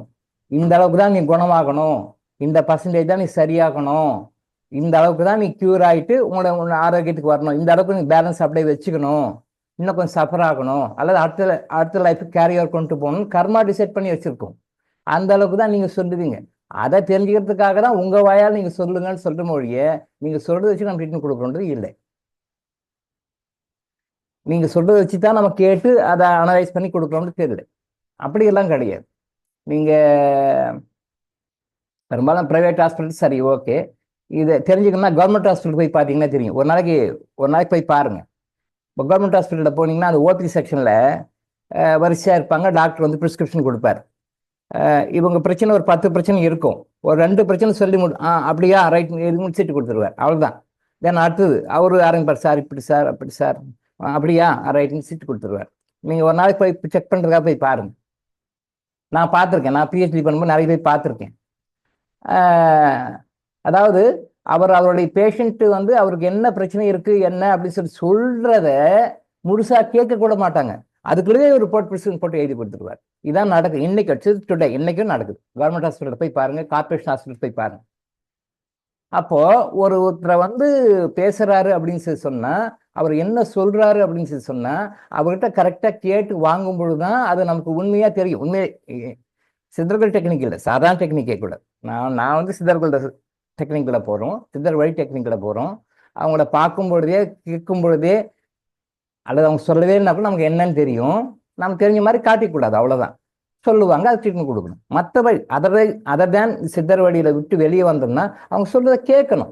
அப்போதான் தெரியும் அவங்க என்ன பிரச்சனை, என்ன நோய், என்ன பிரச்சனை அப்படி சொல்லுவாங்க. அதை கேட்டு நம்ம மருந்து கொடுக்கலாம். ஆனால் ஹாஸ்பிட்டலில் பாருங்க, இந்த மாதிரி அவங்க சொல்றதுக்கு முன்னாடி கொடுத்தா எப்படி டயக்னோஸ் பண்ணி எப்படி பேஷண்ட்டை க்யூர் பண்ண முடியும், எப்படி க்யூர் ஆகும்? ஏதோ கவர்மெண்ட் சம்பளம் கொடுக்குது, வாங்குற சம்பளத்துக்கு ஏதோ ஒன்று கொடுக்கணும்னு சொல்லி கொடுத்தாங்க. இதுதான் நடக்குது. ஆனால் டாக்டரிடம் ஆயுஷ் ஹாஸ்பிட்டல் அப்படி கிடையாது. உங்களை பேச விட்டுடுவோம், நோ ரெஸ்ட்ரிக்ஷன். நீங்கள் 5 நிமிஷம் ஆகலாம், 10 நிமிஷம் ஆகலாம், உங்களை பேச விட்டுடுவோம். நீங்கள் பேச பேச பேச தான் உங்களுடைய நோய் எந்த அளவுக்கு போக்கிக்கலான்றதை உங்கள் வாயாலே காட்டி கொடுப்பீங்க. பொதுவாக பேஷண்ட்ஸில் வந்து சில வகைகளாக பிரிக்கலாம். சில பேஷண்ட்ஸ் என்ன பண்ணுவாங்க, அவங்களுக்கு என்ன பிரச்சனையோ அதை சொல்லுவாங்க. சார் எனக்கு இந்த பிரச்சனை, தலை வலிக்கு சார், கால் வலிக்கு சார், முட்டி வலிக்கு சார், வயிறு பிரச்சனை சார், இந்த பிரச்சனை சொல்லுவாங்க. அவங்க தெரிஞ்சு சொல்லுவாங்க. சில பேருக்கு சொல்ல தெரியாது, சில பேருக்கு சொல்லவே தெரியாது. இதுக்கு இப்படி பண்ணுது, இப்படி பண்ணுது. ஏன்னா வயசானவங்க தான் இருப்பாங்க, 50 வயசு 60 வயசு இருப்பாங்க. ஆனால் இருந்தாலும் அவங்களுக்கு என்ன பிரச்சனைன்னு சொல்ல தெரியாது. 2 சொல்லுவாங்க, 2 விட்டுருவாங்க. தெரியாது அவங்களுக்கு இது ஒரு பிரச்சனை, இது ஒரு ஹெல்த் ப்ராப்ளம் அப்படின்னு சொல்லிட்டு அவங்களுக்கு தெரியாது, விட்டுடுவாங்க. அப்போ அவன் விட்டுட்டாங்கன்றதாங்க நம்ம விட்டுட முடியாது. அது என்னன்னு நம்ம தெரிஞ்சுக்கணும். ஸோ தெரிஞ்சது சொல்றவங்க ஒரு குரூப்பு, அதை எப்படி சொல்ல தெரியாம விட்டுற சில குரூப்பு. சில பேர் சொல்ல சங்கடப்படுவாங்க. இதை போய் எப்படா போய் டாக்டர்கிட்ட சொல்றது, இது போய் அது கொஞ்சம் சங்கடமா இருக்கு, இதை போய் எப்படி சொல்றது அப்படி தாங்கிட்டு இருப்பாங்க. லேடிஸும் சரி, ஜென்ஸும் சரி, லேடிஸும் சரி, ஜென்ஸும் சரி. சில பேர் சொல்ல தயங்குவாங்க. அதையும் நம்ம பார்க்கணும். சில பேர் டாக்டர் தான் படிச்சிருக்கிறாரு இல்லை, அவர் தானே டாக்டர், அவர் கண்டுபிடிச்சிட்டு அவரை கண்டுபிடிச்சு நம்ம சொல்லுமா அப்படின்ற பேஷனும் இருக்காங்க. நம்ம எல்லா மாதிரி பார்த்துக்கிறோம், எத்தனையோ பேரை பார்த்துருக்கோம். நான் சொல்றது நிறைய, ஏன்னா டைம் கன்சம்ஷன் இருக்குது, 6:30 முடிக்கணும்னால கொஞ்சம் கிறிஸ்பாக பேசுகிறோம். அப்போல இதை பற்றி பேசணும், டீட்டெயிலாக பேசலாம், டைம் கன்சைன்ட் தான். இது மாதிரி நிறைய குரூப் இருக்குது, நிறைய வகைகளை பேஷண்ட்டை பிரித்தா ஒரு 40-50 வகையாக பிரிக்கலாம், அத்தனை வகையாக பிரிக்கலாம். நிறைய லாட் ஆஃப் எக்ஸ்பீரியன்சஸ். ஒரு பேஷண்ட்டை பேச விடும்பொழுது தான் அப்போது நமக்கு தெரியும், அவங்க வாயிலே வரும், எந்த அளவுக்கு நான் குணப்படுறதுக்கு நான் தயாராக இருக்கிறேன். 100க்கு 100% சரியாகணுமா, ஒரு 50% சரியாகணுமா, 70% சரியாகணுமா அப்படின்னு அவங்களே வந்து சொல்லுவாங்க. அதை காட்டி கொடுக்கும். அது சித்தர்கள் வந்து எனக்கு அப்படி எல்லாம் பழக்கப்படுத்தி கொடுத்துருக்காங்க. பேச்சிலே கண்டுபிடிச்சிடலாம், பார்க்கும்போதே கண்டுபிடிச்சிடலாம், ஃபோனில் பேசும்போதே தெரிஞ்சுக்கலாம். ஒருத்தர் குணம் ஆகுமா ஆகாதா, அந்த நோய் குணமாகுமா ஆகாதா, ஒரு 3 நிமிஷத்துல கண்டுபிடிச்சிடலாம். மேக்ஸிமம் 5 மினிட்ஸ், மேக்ஸிமம் 5 மினிட்ஸ் பேசினாலே. ஒருத்தர் ஒரு பிரச்சனைக்காக வராங்க, அந்த பிரச்சனையை வந்து சால்வ் ஆகுமா ஆகாதா, எப்போ சால்வ் ஆகும், எப்படி சால்வ் ஆகும், இந்த ஜென்மத்தில் ஆகுமா இல்லை இந்த ஜென்மத்தில் இல்லை, கேரி ஓவர் ஆகி அடுத்த ஜென்மத்துக்கு பார்க்குமா, within 5 minutes, maximum 5 minutes, within 3 minutes. அப்படி இன்னும் கொஞ்சம் அவங்க ரொம்ப டஃப்பான நபராக இருந்தால், எக்ஸிபிட் பண்ண முடியாத நபராக இருந்தால், சொல்ல தெரியாத நபராக இருந்தால் ஒரு 5 நிமிஷம் ஆகும். 5 நிமிஷத்துக்குள்ள கரெக்டாக கண்டுபிடிச்சிடும் இவங்க பிரச்சனை சால்வ் ஆகுமா ஆகாதா, க்யூர் ஆகுமா ஆகாதா அப்படி சொல்லி கரெக்டாக கண்டுபிடிச்சிடலாம். அதெல்லாம் பெரிய கலை. அதெல்லாம் காலேஜில் கண்டுபிடிச்சி, காலேஜில் படித்து இப்போ ரீசர்ச் பண்ணி கண்டுபிடிக்கணும். அதெல்லாம் அனுபவத்தில் நிறைய சித்தர்களுடைய அனுகிரகம் இருந்தால் தான் அதெல்லாம் கிடைக்கும். அதான் தெய்வ அனுகிரகம் வேணும். அந்த அனுகிரகமெல்லாம் இல்லாமல் இந்த மெடிக்கல் ப்ராக்டிஸில் நான் இதை படித்தேன், நான் 5 வருஷம் படித்தேன், அப்புறம் வந்து MD 2 இயர்ஸ் படித்தேன், அப்புறம் வந்து நான் PhD பண்ணேன், அந்த நாலேஜெல்லாம் வச்சு இன்னைக்கு இருக்கிற நோயை வந்து குணப்படுத்த முடியாது. என்னுடைய டாக்டர் வந்து BAMS முடிச்சுட்டாங்க. முடிச்சிட்ட பிறகு இப்போ அடுத்து ப்ராக்டிஸ் பண்ண ஆரம்பிக்கணும். வீட்டில் சொன்னாங்க, ஆஸ்திரேலியா சார்னு சொன்னார், சார் முடிச்சுட்டாங்க, நம்ம கிளினிக்கில் யூஸ் பண்ணிக்கலாமே சார், நம்ம ஹாஸ்பிட்டலில் வந்து ஹெல்ப் பண்ணிட்டுமே பண்ணாங்க. நோ அதெல்லாம் ஹாஸ்பிட்டலில் யாரும் உள்ளே வரக்கூடாது, அது தனியாக ப்ராக்டிஸ் பண்ணிக்கிட்டுன்னு சொன்னேன். அப்போ எங்கள் ஒய்ஃபுக்கும் ஆச்சரியம், ஆஸ்திரேலியா சாருக்கும் ஆச்சரியம். ஏன் சார் உங்கள் பொண்ணு டாக்டரு படிச்சிருக்குது, இங்கே வந்து செய்யலாமே அப்படின்னா, உண்மையான கருத்து என்னன்னா, அது 5 வருஷம் BAMS படித்து முடிச்சிருக்கு. இந்த 5 வருஷம் படித்த படிப்பு இன்னைக்கு இருக்கிற மக்களை குணப்படுத்துறதுக்கு போதுமானது இல்லை, பத்தாது அப்படின்னு ப்ராக்டிக்கலாக அது உணரணும். இங்கே வந்தால் உணர முடியாது. ஆனால் தனியாக ப்ராக்டிஸ் பண்ணி இல்லை ஒரு ஒரு இடத்துல போய் ஹாஸ்பிட்டல் போய் தனியாக வேலை செஞ்சு அதை தனியாக ஹாஸ்பிட்டலோ கிளினிக்கோ வச்சு தனியாக நடத்தி பேஷண்ட்ஸை பார்த்து அப்போ இன்னைக்கு இருக்கிற காலகட்டத்தில் பேஷண்ட்ஸை குணப்படுத்த முடியல. அரசாங்கம் சொல்லி கொடுத்த சிலபஸில், அரசாங்கம் சொல்லி கொடுத்த பயிற்சியில், அரசாங்கம் சொல்லி கொடுத்த முறைகளில் என்னென்ன கோர்ஸ் எல்லாம் கண்டக்ட் பண்ணி ட்ரைனிங் கொடுத்தாங்களோ 5-6 வருஷம், அந்த பயிற்சியை வச்சு கொண்டு இன்னைக்கு இருக்கிற பேஷண்ட்ஸை குணப்படுத்த முடியாது, 100% குணப்படுத்த முடியாதுன்னு எப்போ தெரியும் ப்ராக்டிக்கலானா? அது தனியாக ப்ராக்டிஸ் பண்ணாதான் தெரியும். நேற்று கூட என்னுடைய வாய்ப்பு என்கிட்ட வந்து 1 hour, அதான் அவங்க வந்து தனியாக ஹாஸ்பிட்டல் வைக்கணும்னு சொல்கிறாங்க, தனியாக ஹாஸ்பிட்டல் வைக்க சொல்லுங்க, இல்லை உங்கள் கிளினிக்கில் வந்து வேலை செய்ய சொல்லுங்க, ரெண்டுல ஏதாவது ஒன்று சொல்லுங்க. நேற்று ஒரு 1 hour அது முடிச்சிருச்சு. இப்போ நான் என்ன பண்ணணும்னு சொல்லி கேட்குது. நான் தனியாக ஹாஸ்பிட்டல் வைக்கவா, இல்லை டாடி கிட்ட போயிட்டு ஹாஸ்பிட்டலில் ஹெல்ப் பண்ணவா, என்ன செய்யணும் சொல்லு, இல்லை நான் வேற எங்கன்னா போய் வேலை செய்யவா, வேற எங்கன்னா போய் வேலை செய்ய சொல்லு, எங்கன்னா போய் வேலை செய்ய சொல்லு, எந்த ஹாஸ்பிட்டல் போக சொல்லு, நான் தான் ரெக்கமெண்ட் பண்ண மாட்டேன், போய் பண்ண சொல்லு. அடுத்தது தனியாக ஹாஸ்பிட்டல் வைக்கிறீங்களா, தனியாக இடம் பார்த்து வைங்க. அது கூட சொந்த இடத்துல இருக்கக்கூடாது, நம்ம வீட்டில் நம்ம இடத்துல நம்ம பிளேஸ் எல்லாம் வந்து வைக்கக்கூடாது. தனியாக ரெண்ட்டுக்கு எடுத்து ஸ்டாப் வச்சு தனியாக ரெண்ட் வச்சு நடத்த சொல்லு. நம்ம பில்டிங் இருக்கும்போது நாம ஏன் போயிட்டு வெளியில் போய் வாடகைக்கு கொடுக்கணும்? வெளியில் போய் வச்சா தான் அந்த ஓனருக்கு அட்வான்ஸ் கொடுக்கணும், வாடகை கொடுக்கணும், அதே சமயத்தில் பேஷண்ட்கிட்ட சம்பாதிக்கணும், நேர்மையான முறையில் சம்பாதிக்கணும். நான் சொல்லி கொடுத்துருக்கேன் எப்படி பேஷண்ட்கிட்ட காசு வாங்கணும், எப்படி சர்வீஸ் பண்ணணும் அப்படி சொல்லிக்கேன். நேர்மையான முறையில் எப்படி வேணாலும் சம்பாதிக்கிறது இல்லை, நேர்மையான முறையில் சம்பாதிக்கணும். அப்போ நேர்மையான முறையில் சம்பாதிக்கணும், வாடகையும் கொடுக்கணும். சொந்த வீட்டில் சொந்த பில்டிங் இருந்தால் அது கஷ்டம் தெரியாது. நம்ம பில்டிங் தானே, வாடகை ஒன்று பரவாயில்ல போகும், அந்த ஒரு இது வரும், அந்த ஒரு பொறுப்பு வந்து கொஞ்சம் குறைஞ்சிடும். ஸோ இப்போ சொந்த வீட்டில் இல்லை, சொந்த பில்டிங்கில் வேண்டாம், வாடகை வீட்டில் எடுத்து பண்ணணும், வாடகை கொடுக்கணும், கரண்ட் பில் கட்டணும், ஸ்டாஃப் சேலரி கொடுக்கணும், பேஷண்ட்டையும் பார்க்கணும். அப்போ அவங்களை குணப்படுத்த முடியாத பேஷண்ட்ஸ் தான் வருவாங்க. இதனோட கேரக்டர் எனக்கு என்னுடைய டாக்டரோட கேரக்டர் எனக்கு தெரியும். டென்ஷன் ஆகிடும், எமோஷனல், என்ன இப்படி சொல்கிறேன் அப்படி சொல்கிறேன்னு பேஷண்ட் மேலே கோச்சிக்கும். உண்மைதான் அது. பேஷண்ட் மேலே கோச்சி ஆக போகிறது ஒன்றும் இல்லை. அப்போ அவங்க எப்படி சரி பண்ணணும்னு தான் பார்க்கணும். அப்போது இதெல்லாம் ப்ராக்டிக்கலாக போகும்போது தான் அதுக்கு தெரியும். இங்கே வந்து உட்காந்துக்கிட்டாக்க, அப்பவும் தோல் மேலே உட்காந்துக்கிட்டாக்க அது கஷ்டம் தெரியாது. ஸோ தனியாக போய் பண்ணுன்னு சார் நேற்று நடந்தது. ஸோ இன்னைக்கு இருக்கிற காலகட்டத்தில் நீங்கள் எப்பேற்பட்ட மருத்துவ படிப்பு படிச்சிருந்தாலும், எத்தனை எம்டி முடிச்சிருந்தாலும், எத்தனை பிஹெச்டி முடிச்சிருந்தாலும், நானே 7 முடிச்சிருக்கேன், இன்னமும் நம்ம கற்றுக்கிட்டு இருக்கேன். டிஎம்எஸ் முடிச்சு, எம்டி முடிச்சு, 7 பிஹெச்டி முடிச்சு, அடுத்ததுக்கும் ட்ரை பண்ணிட்டு இருக்கேன் இப்போ. அப்போ இவ்வளோலாம் பண்ணி கூட நான் வந்து ஃபுல்லாக எலிஜிபிளா அப்படின்னு சொன்னால் எனக்கு என்னமோ அது இன்னும் குறையாதான் இருக்குது. இன்னமும் நம்ம நிறைய தெரிஞ்சுக்க வேண்டிய விஷயங்கள் இருக்குது, இன்னமும் நிறைய தெரிஞ்சு. ஸோ இருக்கிற கவர்மெண்ட் கொடுக்குற இந்த பட்டங்களில் வச்சு அறிவை வச்சு நம்ம நோயால் குணப்படுத்த முடியாதுன்னு எப்போ தெரியும்னா, ப்ராக்டிக்கலாக லைவாக பேஷண்ட்டை பார்க்கும்போது தான் தெரியும். இது டாக்டர்ஸ் யாரும் ஓப்பனாக சொல்ல மாட்டாங்க, சொல்லவே மாட்டாங்க, எந்த டாக்டரும் சொல்ல மாட்டாங்க. முடிஞ்ச வரைக்கும் அவங்க பார்ப்பாங்க, பார்க்கலன்னா அடுத்தவங்க ரெஃபர் பண்ணிவிட்டு ஒதுங்கிடுவாங்க. ஆனால் டாக்டருங்க வாய்ஸ் ஹாஸ்பிட்டலில் யாராவது ஒருத்தர் வந்துட்டாங்கன்னா இன்னைக்கு வரைக்கும் நான் யாருக்கிட்ட என்னால் முடியல நீங்கள் பாருங்கன்னு சொல்லி ரெஃபர் பண்ணுது. என்னால் முடியல, என்னால் பார்க்க முடியல அப்படின்னு சொல்லி நான் இது வரைக்கும் நீங்கள் வேறு யாருக்கும் போய் ரெஃபர் பண்ணதே கிடையாது. இன்னும் யாருக்குமே ரெஃபர் பண்ண கிடையாது. ஏன்?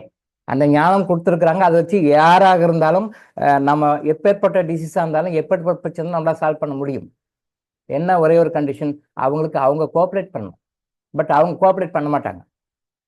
இந்த பேஷண்ட் வந்து கோஆப்ரேட் பண்ணால், இல்லை ஒரு ப்ராப்ளத்தால் சஃபராகிறவங்க வந்து கோஆப்ரேட் பண்ணால் 100% சொல்யூஷன் கொடுக்க முடியும் நம்மளால. பட் 100% சொல்யூஷன் கிடைக்கலன்னா பிரச்சனை வந்து டாக்டர் இளங்கோக்கிட்டே கிடையாது, டாக்டர் இளங்கோ ஆயுஷ் ஹாஸ்பிட்டலில் கிடையாது, அவங்க சரியாக அதை கோஆப்ரேட் பண்ணலன்னு அர்த்தம். அதான் விஷயம். ஸோ ஹாஸ்பிட்டலுக்கு போனால் எல்லாரும் வந்து உங்களுக்கு மருந்து கொடுப்பாங்க, ட்ரீட்மெண்ட் கொடுப்பாங்க. அப்புறம் தென் அலோபதியாக சித்தா ஆயுர்வேதா சம்மந்தப்பட்டவங்கன்னா மருந்து கொடுப்பாங்க. மருந்துகள் பல வகைகள் இருக்குது. யோகா சொல்லி கொடுப்பாங்க, மூச்சு பயிற்சி சொல்லி கொடுப்பாங்க, பிராணாயாமம் சொல்லி கொடுப்பாங்க, மற்றதெல்லாம் சொல்லி கொடுப்பாங்க, மருந்துகள் கொடுப்பாங்க. பட் அலோபதி ஹாஸ்பிட்டல் சர்ஜரி வரைக்கும் கொண்டு போவாங்க. Right, okay. இதுக்கு மேலே என்ன கொடுப்பாங்க? ஒன்றும் இல்லை, அதுக்கு மேலே கடவுளை பார்த்துக்கோங்க அப்படின்வாங்க. அதுக்கு மேலே கடவுளை பார்த்துக்கோங்க.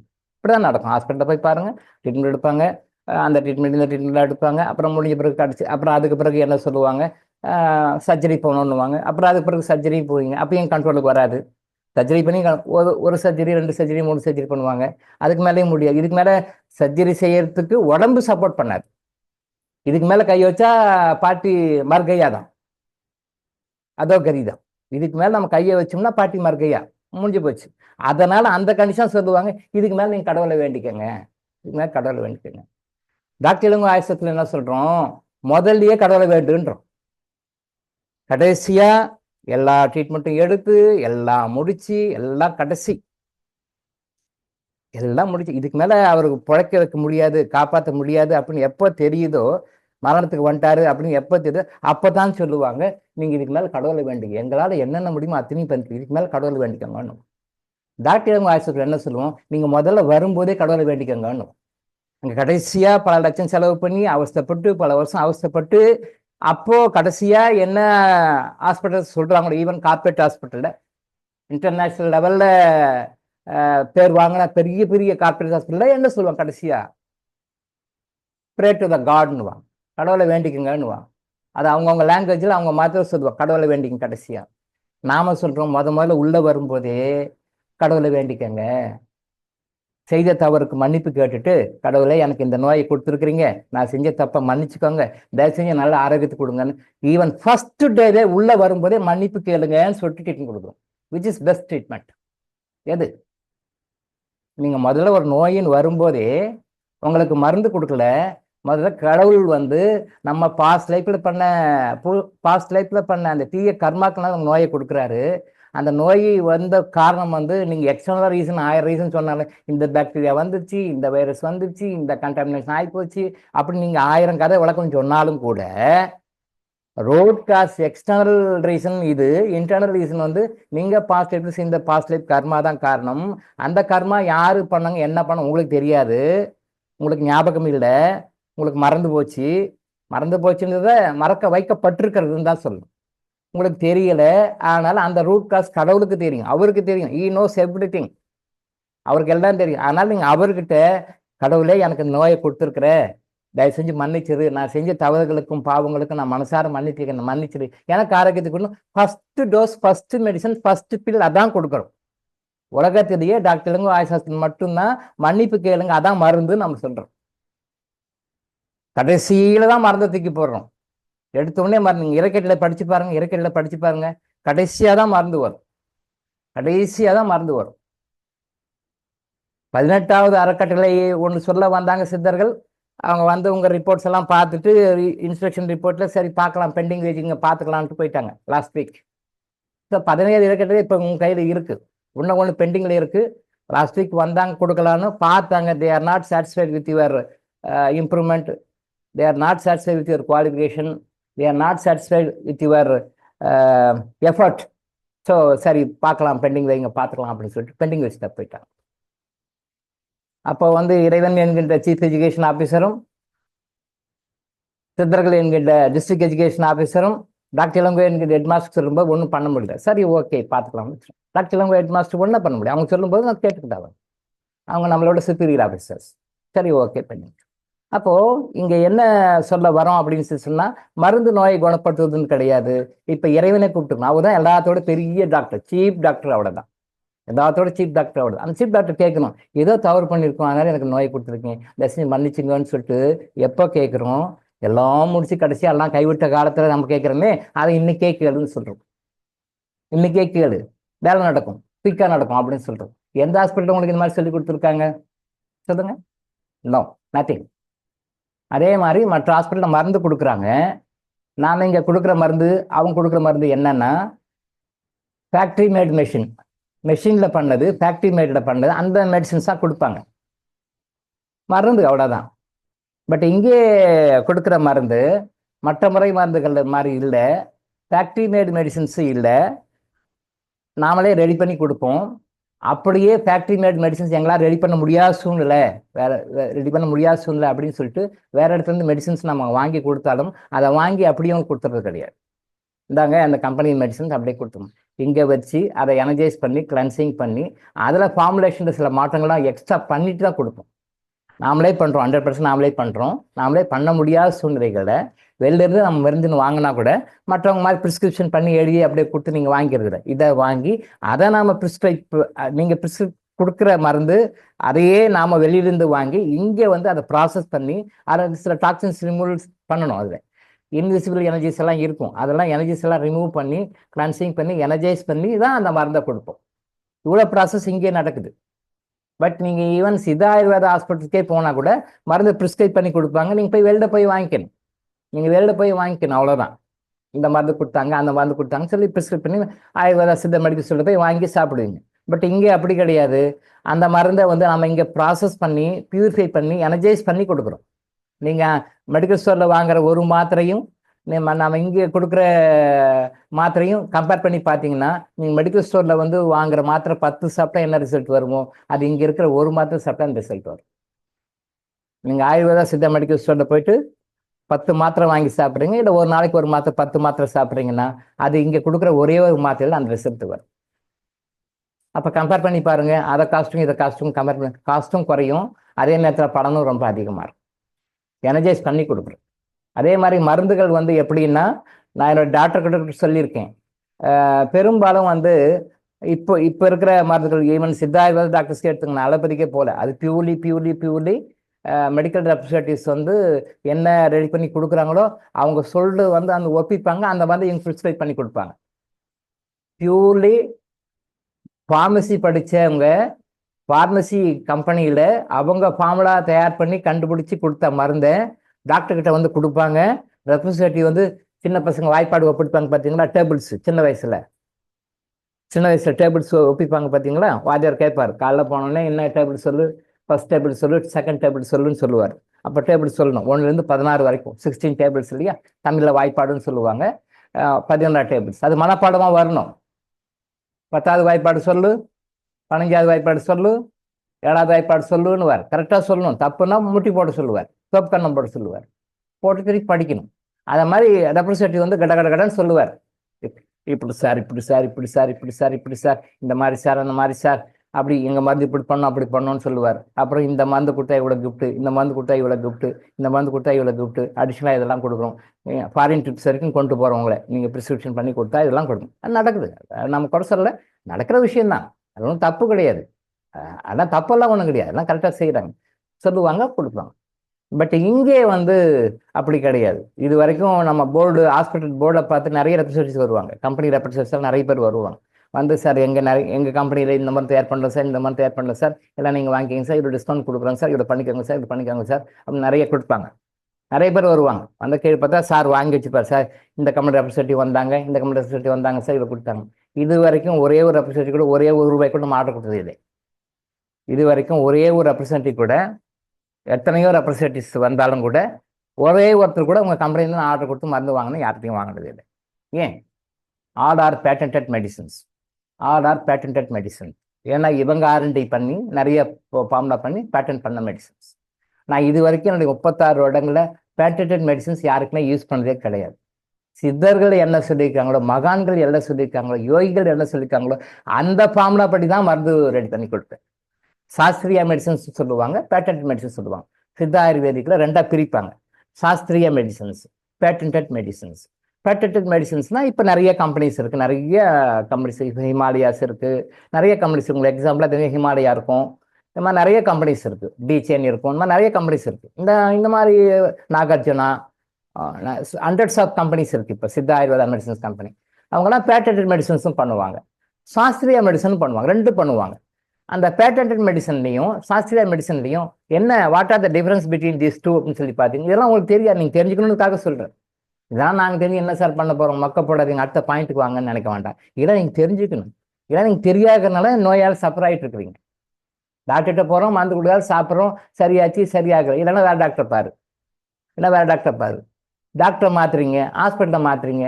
மாற வேண்டியது நீங்கள் என்ன பண்ணுங்க, இவர் சரியில்லை டாக்டர் பெஸ்ட் விட்டுடு, இவர் சரியில்லை டாக்டர் விட்டுடு, இந்த ஹாஸ்பிட்டல் இது சரியில்லை விட்டுடு, இது சரியில்லை விட்டுடு. சரி, மெடிக்கல் சிஸ்டம் மாற்றிடுங்க. சித்தாவா, அது சரியில்லை. ஆயுர்வேதா, அது சரியில்லை. யோகாவா, நேச்சுரோபதியா, அது சரியில்லை. ஹோமியோபதியா, அது சரியில்லை. அக்குபஞ்சரா, அதுவும் சரியில்லை. அக்குப்ரெஷரா, இதுவும் சரியில்லை.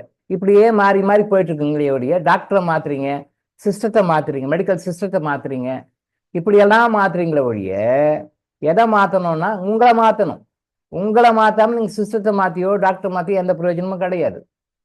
சாஸ்திரிய மெடிசன்ஸ் அப்படின்றது என்னன்னா, சித்தர்களும் மகான்களும் யோகிகளும் தியானத்துல உட்காந்து இந்த நோயை போக்குறதுக்கு என்ன மருந்து கொடுக்கணும் அப்படின்னு சொல்லி இறைவன் கிட்ட கேட்டு இறைவன் கொடுத்த ஃபார்முலாவை எழுதி வச்சு போயிருக்காங்க புக்கில். இந்தந்த நோய்க்கு இந்தந்த பிரச்சனைக்கு இந்த மாதிரி மருந்து கொடுக்கணும், இப்படி இப்படி தயார் பண்ணணும், இப்படி செய்யணும்னு சொல்லிட்டு சாஸ்திரிய முறையில அவங்க வந்து அதை சொல்லியிருக்கிறாங்க. அதை எழுதி வச்சுக்கிறது சாஸ்திரிய முறை. பேட்டன்ட் மெடிசன் வந்து கம்பெனி நாம R&D டிபார்ட்மெண்ட் வச்சு R&D நான் கண்டுபிடிச்சி தூதுவளை இதை பண்ணும், துளசி இதை பண்ணும், இது அதை பண்ணும். நம்ம சகோதர முத்துக்குமார் இந்த டிப்ஸ் எல்லாம் போடுவ பார்த்தீங்களா, இந்த மூலிகைகள் இதை பண்ணும், இந்த மூலிகை இதை பண்ணும், இந்த மூலிகை இதை பண்ணும், அதெல்லாம் உண்மைதான், தப்பில்லை. பட் R&Dயில் பண்ணி பண்ணுவாங்க. பட் உண்மையிலே என்னன்னா சாஸ்திரிய முறையில நம்ம பெரியவங்க மகான்கள் சித்தர்கள் அவங்க சொல்லி தியானத்துல உட்கார்ந்து எழுதி வச்சிருந்த ஃபார்முலாவுக்கும் நம்ம மனிதர்களாகிய நம்ம கண்டுபிடிச்சி ஆராய்ச்சி பண்ணி இது இந்த நோய்க்கு இது சரியா போகும், இந்த நோய்க்கு இது சரியா போகும் எழுதி வச்ச ஃபார்முலாவுக்கும் நிறைய வித்தியாசங்கள் இருக்கு. சாஸ்திரிய முறையில் அவங்க கொடுத்த ஃபார்முலாவில் நம்ம ஒரு மெடிசன் தயார் பண்ணோம் அப்படின்னா 100% பெர்ஃபெக்ட். அது எந்த சைடு எஃபெக்ட்டுமே கிடையாது, எதுவுமே கிடையாது, பலன்கள் அருமையாக கிடைக்கும். பட் இப்போ இந்த R&Dயில் பண்ணுற மருந்துகளில் சைடு எஃபெக்ட்லாம் எதுவுமே கிடையாது. சித்தா ஆயுர்வேத மருந்துகளை பொறுத்த வரைக்கும் சைடு எஃபெக்ட் எதுவுமே கிடையாது. பட் பலன்கள் வந்து நீங்கள் சாஸ்திரிய முறை ஃபார்முலா படி தயார் பண்ண மருந்துகளை விட பலன்கள் கம்மியாக தான் இருக்கும். சேலஞ்ச் பண்ணி சொல்லலாம். அது எப்பேற்பட்ட கம்பெனியாக இருந்தாலும் சரி, நான் 100 வருஷமா இருக்கேன் சார், 200 வருஷமா இருக்கேன்னு சொல்லி சொன்னாலும் சரி, தியானத்தில் உட்காந்து சாஸ்திரிய முறையில் தயார் பண்ண அந்த ஃபார்முலா படி தயார் பண்ண மருந்துகளுக்கும் அதுக்கு ஈக்குவலாக மனுஷன் R&D பண்ணி கண்டுபிடிச்சி அதே மருந்துகளை கம்பேர் பண்ணி பார்த்தீங்கன்னா மலைக்கும் மடுவுக்கும் உள்ள வித்தியாசம் தான், கீழே தரைக்கும் ஏனிக்கு இருக்கிற வித்தியாசம் தான். ஸோ சாஸ்திரிய மருந்துகள் தான் ப்ரிஸ்கிரைப் பண்ணும். ஸோ நம்மளுடைய டாக்டர் இளங்கோ ஆயுஷ் ஹாஸ்பிட்டலில் கொடுக்குற மருந்துகள் எல்லாமே சாஸ்திரிய முறையில் தயார் செய்த மருந்துகள் தான், பேட்டன்ட் மெடிசன்ஸ் கிடையாது. என்னுடைய டாக்டர் கூட அதான் சொன்னேன், லாஸ்ட் வீக் கூட சொன்னேன், அம்மா நீ ஆஸ் ஏ டாக்டர் நீ பேஷண்ட்ஸ்க்கு மருந்து ப்ரிஸ்கிரைப் பண்ணினா அவங்க நிறைய கொடுத்துருக்காங்க, நிறைய காலேஜுக்கு வந்து கொடுத்துருக்காங்க, கான்ஃபரன்ஸ் போட்டு கொடுத்துருக்காங்க, நிறைய பஞ்சாக வச்சுருந்தாங்க, 3-4 பேக்கில் கொடுத்துருக்காங்க, எல்லாம் ப்ரைவேட் கம்பெனிஸ் அதெல்லாம் கொடுத்தாங்க. இதெல்லாம் எடுத்து ஓரம் போட்டுடு, இதெல்லாம் ஒரு மருந்து கூட யூஸ் பண்ண வேண்டாம், யாருக்கும் எதை ப்ரிஸ்கிரைப் பண்ண வேண்டாம். அப்போ என் கூட படித்த ஃப்ரெண்ட்ஸுங்கெல்லாம் பண்ணுறாங்களே, பண்ண ஆரம்பிச்சிட்டாங்க, பண்ணட்டும், அவங்க பண்ணட்டும், தப்பு இல்லை, நீ அது மாதிரி பண்ணாது, நீ சாஸ்திரிய மெடிசன்ஸ் எடு. சரகரை என்ன சொல்லியிருக்கார் பாரு, சரகர் என்ன சொல்லியிருக்கார், வைசிச்சர் ரத்னாவளியில் என்ன சொல்லியிருக்கு, இதெல்லாம் பாரு. ஆயுர்வேதத்தில் மகான்கள் முனிவர்கள்லாம் நிறைய ஆராய்ச்சி நிறைய புக்ஸ் எழுதிக்கிறாங்க. அந்த ஃபார்முலா படி தயார் பண்ண மருந்தை உன்னால் ரெடி பண்ணி முடிஞ்சா கொடு, இல்லை வாங்கி கொடு, ரெஃபர் பண்ணி கூட கொடு. உன்னால் முடிஞ்சா ரெடி பண்ணி கொடு, உன்னால் முடியலைன்னா வாங்கி கூட கொடு. பட் சாஸ்திரிய முறை தயார் பண்ணப்பட்டிருக்கிறதா என்பதை பார்த்துக்கோ. நீ பேட்டன்ட் மெடிசன்ஸ் இவ்வளோ பஞ்சாக ஒரு 400 கம்பெனியோடைய கேட்டலாக்ஸ் வச்சுருந்தாங்க, 400 கம்பெனியோட கேட்டலாக்ஸ் கொடுத்துருக்காங்க டாக்டர்ஸ்க்கு, ப்ராக்டிஸ் பண்ணுங்க இதெல்லாம்ட்டு. அதெல்லாம் எடுத்து ஒரு மருந்து கூட ப்ரிஸ்கிரைப் பண்ண வேண்டாம், அது ரிசல்ட் அவ்வளோ வராது. அதாவது ரிசல்ட்டு கிடைக்கும், பட் இந்த மருந்துகளுக்கும் இந்த மருந்துக்கும் வித்தியாசம் பார்த்தீங்கன்னா ரிசல்ட் வந்து இது கம்மியாக கிடைக்கும், ஆனால் இது கொடுக்க வேண்டாம் அப்படின்னு சொல்லி. இந்த மாதிரி முன்னோர்கள் தியானத்தில் உட்காந்து கடவுள் கண்டுபிடிச்ச ஃபார்முலாவில் தான் நம்ம மருந்து கொடுக்குறோம். மற்ற முறை மருந்துகள் இங்கே கொடுக்குறது ஒன்று. ரெண்டாவது, மற்றவங்க வந்து நாடி பிடிச்சி பார்ப்பாங்க. மற்ற ஈவன் சித்தா ஆயுர்வேதாவில் பண்ண கூட அதை பண்ண நிறைய டெஸ்ட் இருக்கு. பட் இங்கே அந்த டெஸ்ட்லாம் நம்ம பண்ணுறது இல்லை. சித்தா ஆயுர்வேத பண்ண நாடியாவது பார்ப்பாங்க. இப்போ அவங்களும் ரிப்போர்ட் கேட்க ஆரம்பிச்சிட்டாங்க, அவங்களும் வந்து மெடிக்கல் ரிப்போர்ட் கொண்டு வாங்க, மெடிக்கல் ரிப்போர்ட் ஸ்கேன் பண்ணி கொண்டு வாங்க, அந்த ரிப்போர்ட் கொண்டு வாங்க, அதை பேஸ் பண்ணி ட்ரீட்மெண்ட் கொடுக்குறேன் அப்படின்னு சொல்கிறாங்க. பட் அப்படி தேவையில்லை. நம்மளுடைய சிஸ்டம் அருமையான சிஸ்டம். உடம்புல இருந்து எந்த ஸ்பெசிஃபிக்கும் எடுக்காமே அவங்க உடம்புல என்ன பிரச்சனைன்னு கரெக்டாக கண்டுபிடிச்சிடலாம். பட் நாம் அந்த அளவுக்கு அவங்க கற்றுக்கிறதுக்கு தயாராக இல்லை. எதுக்கு போய் ரிஸ்க் எடுக்கணும், எதுக்கு போய் டென்ஷன் ஆகிக்கணும், பேசாமல் அந்த ரிப்போர்ட் போய் லேபில் எடுத்து வர போகிறாங்க, எடுத்துன்னு வந்து கொடுத்து அதை பார்த்து மருந்து கொடுத்து போகிறோம். ரொம்ப ஸ்ட்ரெயின் எடுக்காமல் கேஷுவலாக பண்ணுறாங்க. ரைட், ஓகே, அதை பற்றி நம்ம கமெண்ட் சொல்கிறதுக்கு இல்லை. ஸோ அப்போ அந்த மருந்துகள் கொடுக்கும் பொழுது அவங்க உடம்புல இருக்கிற நோய்களை குணப்படுவதற்காக மருந்துகள் கொடுக்குறாங்க. வாதப்பித்தத்தை சரி பண்ணுறதுக்கு, கபத்தை சரி பண்ணுறதுக்கு, அந்த பஞ்சபூதங்களை சரி பண்ணுறதுக்கான மருந்துகள் தான் மருந்து கொடுக்குறோம். பட் நாம் வந்து எதுக்கு மருந்து கொடுக்குறோம்னா, என்ன மருந்து கொடுத்தா அவங்க ஆத்மாவில் போய் வேலை செய்யும், ஆத்மாவுக்கு தான் மருந்து கொடுக்குறோம். இங்கே ஆத்மாவுக்கு தான் ட்ரீட்மெண்ட் கொடுக்குறோம். இங்கே சித்தா ஹாஸ்பிட்டலையோ ஆயுர்வேத ஹாஸ்பிட்டலையோ அதர் ஹாஸ்பிட்டலையோ கொடுக்குற மாதிரி உடம்பு நோய்களுக்கு மருந்து கொடுப்பது இல்லை. நீங்கள் வரீங்க உடம்பு நோய்க்காக வரீங்க, அதுக்கு மருந்து கொடுக்கறது இல்லை. மனசு நோய்க்காக வரீங்க, அதுக்கு மருந்து கொடுக்கறது இல்லை. ஆத்மாவுக்கு தான் மருந்து கொடுக்கிறோம். இங்கே கொடுக்குற மருந்து எல்லாமே உங்கள் ஆத்மாவில் தான் போய் வேலை செய்யும். நீங்கள் மற்ற இடத்துல கொடுக்குற டாக்டர்ஸ் கொடுக்குற மருந்துக்கும் இதுக்கும் பார்த்தா மோரளவு சேம் மாதிரி தான் இருக்கும். ஆனால் இங்கே கொடுக்குற மருந்துகள் அனைத்தும் ஆத்மாவில் தான் போய் வேலை செய்யும். நம்ம ட்ரீட்மெண்ட் கொடுக்குறது ஆத்மாவுக்கு தான் கொடுக்குறோம். ஏன் அப்படின்னா, என்ன பாடி கான்ஸ்டியூன்ஸ் என்னன்னு தெரியாது. இப்போ ஒரு பைக் மெக்கானிக் இருக்காரு, அந்த பைக்கினுடைய காம்பனன்ட்ஸ் பற்றி எல்லாம் தெரிஞ்சாதான் ஒரு பைக் மெக்கானிக். அவர் எல்லாத்தையும் பிரித்து போட்டுருவார், திருப்பி அசன் பண்ணி பைக்கை கொண்டு வருவார். அங்கே கொண்டு போய் என்ன விட்டு டாக்டர் நீங்கள் பைக் அசன் பண்ணுங்க, நான் என்ன பண்ணுவேன்? நான் முடிப்பேன், எனக்கு தெரியாது, அது என் ஃபீல்டு இல்லை. அசம்பிள் ஸ்பாட் பார்ட்ஸ் பிரித்து போட்டுருவார். ஒரு டிவி சர்வீஸ் டெக்னீஷியன் வந்து டிவியவோ அல்லது வேற ரேடியோவையோ அக்கு வேற ஆணி வேற இல்லை மொபைலே கூட பிரித்து போட்டுருவார், திருப்பி அசம்பிள் பண்ணுவாங்க. ஏன்னா பிகாஸ் அந்த ஃபீல்டில் அவங்க அக்செப்ட் பண்ணி நல்லா கரெக்டாக பண்ணி அந்த விஷயத்தெல்லாம் அக்செப்ட் பண்ணி வாங்கி உள்ளே வச்சிருக்காங்க. அசம்பிள் பண்ணி எப்படி கொண்டு வரணும் கரெக்டாக கொண்டு வரும். என்ன போய் நீங்கள் அசம்பிள் பண்ணுங்க டாக்டர் பண்ணுவோம்னா எனக்கு என்ன தெரியும்? ஒன்றும் தெரியாது. முடிக்க வேண்டியதான், கேட்க பேக்கன்னு முடிக்க வேண்டியதான், எனக்கு தெரியாது.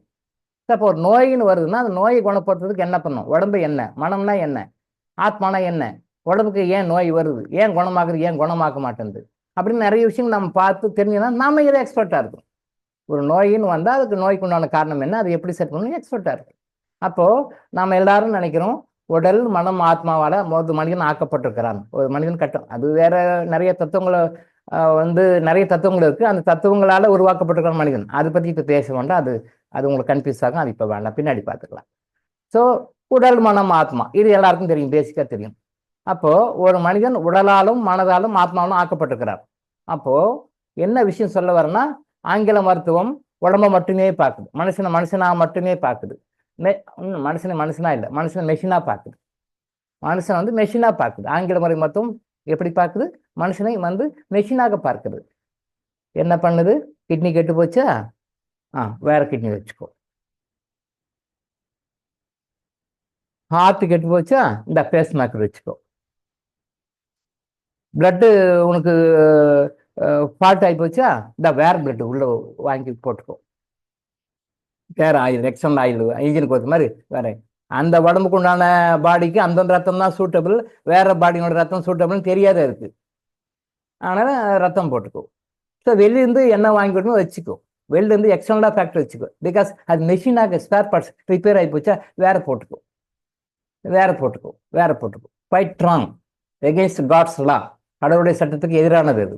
That's why we are getting failure. அப்போ அது உடலை பார்க்குது.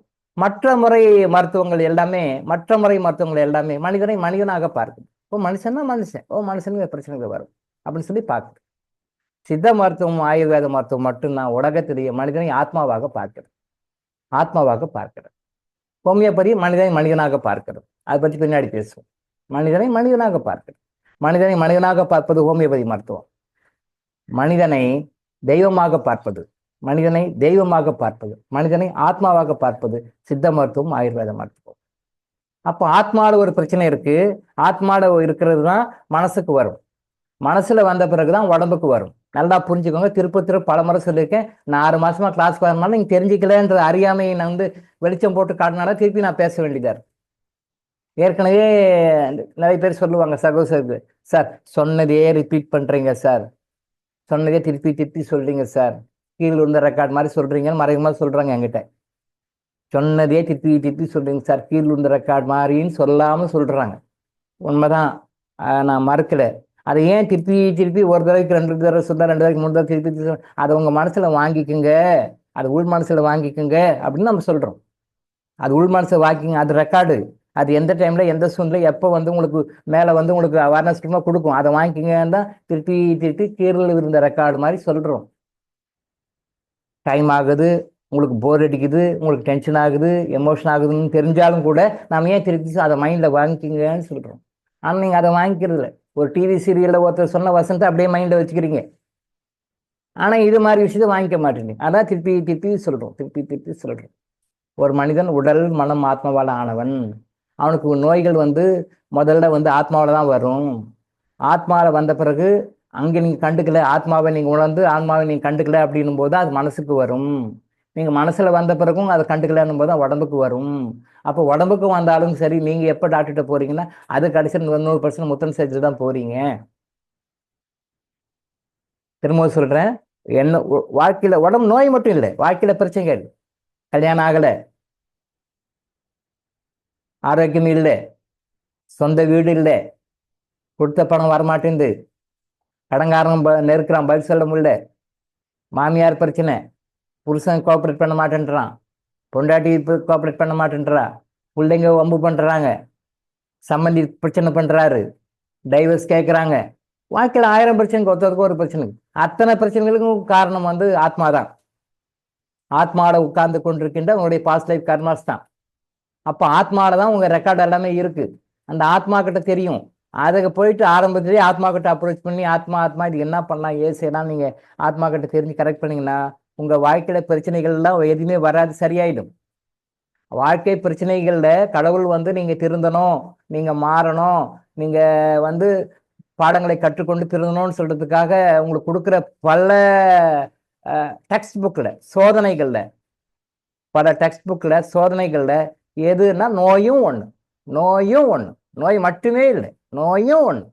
உங்களை திருத்தணும், நீங்க மனசு மாறணும், நீங்க பழைய கர்மாக்கள் நியூட்ரைஸ் பண்ணணும் அப்படின்றதுக்காக இறைவன் வந்து உங்களுக்கு சொல்லுகின்ற விஷயங்கள்ல கொடுக்கின்ற விஷயங்கள்ல நோயும் ஒண்ணு, நோய் மட்டுமே இல்லை எல்லாம்.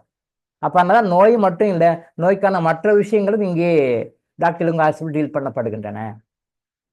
நோய்க்கு மட்டும் மருந்து கொடுத்தோம்ன்றது கிடையாது. இங்க ஒரு ஜோதிடராக இருந்து உங்கள் பிரச்சனைகள் எல்லாம் எப்படி போகணும்னு சொல்லப்படுகிறது. ஜோதிடராக இருந்து ஒரு மாந்திரிகராக இருந்து உங்களுக்கு இந்த மாதிரிலாம் பிரச்சனை இருக்கு, நீங்க இந்த மாதிரிலாம் தீர்த்துக்கணும், இந்த மாதிரிலாம் பிரச்சனைன்னு ஒரு மாந்திரிகர் என்ன சொல்லுவாரோ அதை நம்ம சொல்லி கொடுக்குறோம், இப்படி பண்ணுங்கன்னு சொல்றோம். ஒரு வாஸ்து எக்ஸ்பர்ட்டா இருந்து உங்க வீட்டில் இப்படி ஒரு பிரச்சனைக்கு இதனால உங்களுக்கு நோய்கள் இருக்கு, பிரச்சனைகள் இருக்கு, அதனால நீங்க வாஸ்து சரி பண்ணுங்கன்னு சொல்றோம். ஒரு நியூமராலஜி நிபுணராக இருந்து உங்களுக்கு இந்த மாதிரி பிரச்சனைக்கு இந்த மாதிரி பிரச்சனைக்கு இந்த பிரச்சனைக்கு இந்த மாதிரி ஸ்டோன் யூஸ் பண்ணுங்க, இந்த மாதிரி ஸ்டோன் யூஸ் பண்ணுங்க, நோய்கள் போக்க இதை பண்ணுங்கன்னு சொல்லி கொடுக்குறோம். நிறைய விஷயங்கள் இருக்கு. ஒரு சைக்காலஜிஸ்டா இருந்து நீங்க மனநிலையை இப்படி எல்லாம் பாதிச்சிருக்கீங்க, இந்த மாதிரி மனசெல்லாம் மாத்திக்கோங்க, இப்படி செஞ்சுக்கோங்கன்னு சொல்லி சொல்றோம். ஒரு கலாச்சாரம் பண்ற ஆன்மீக குருவாக இருந்து அது தெய்வத்தை பத்தியும் இறைவனை பத்தியும் உங்களுக்கு சொல்லி கொடுத்து இப்படி எல்லாம் மாறுங்கன்னு சொல்றோம். அப்ப நீங்க பாத்தீங்கன்னா டாக்டர் இளங்கோ ஆயுஷ் ஹாஸ்பிட்டல்ல வெறும் டாக்டர் வந்தாரு பேஷண்ட் மருந்து பார்த்தான்னு இல்லை, இங்க எல்லா முகங்களும் இங்க கொடுக்குறோம்.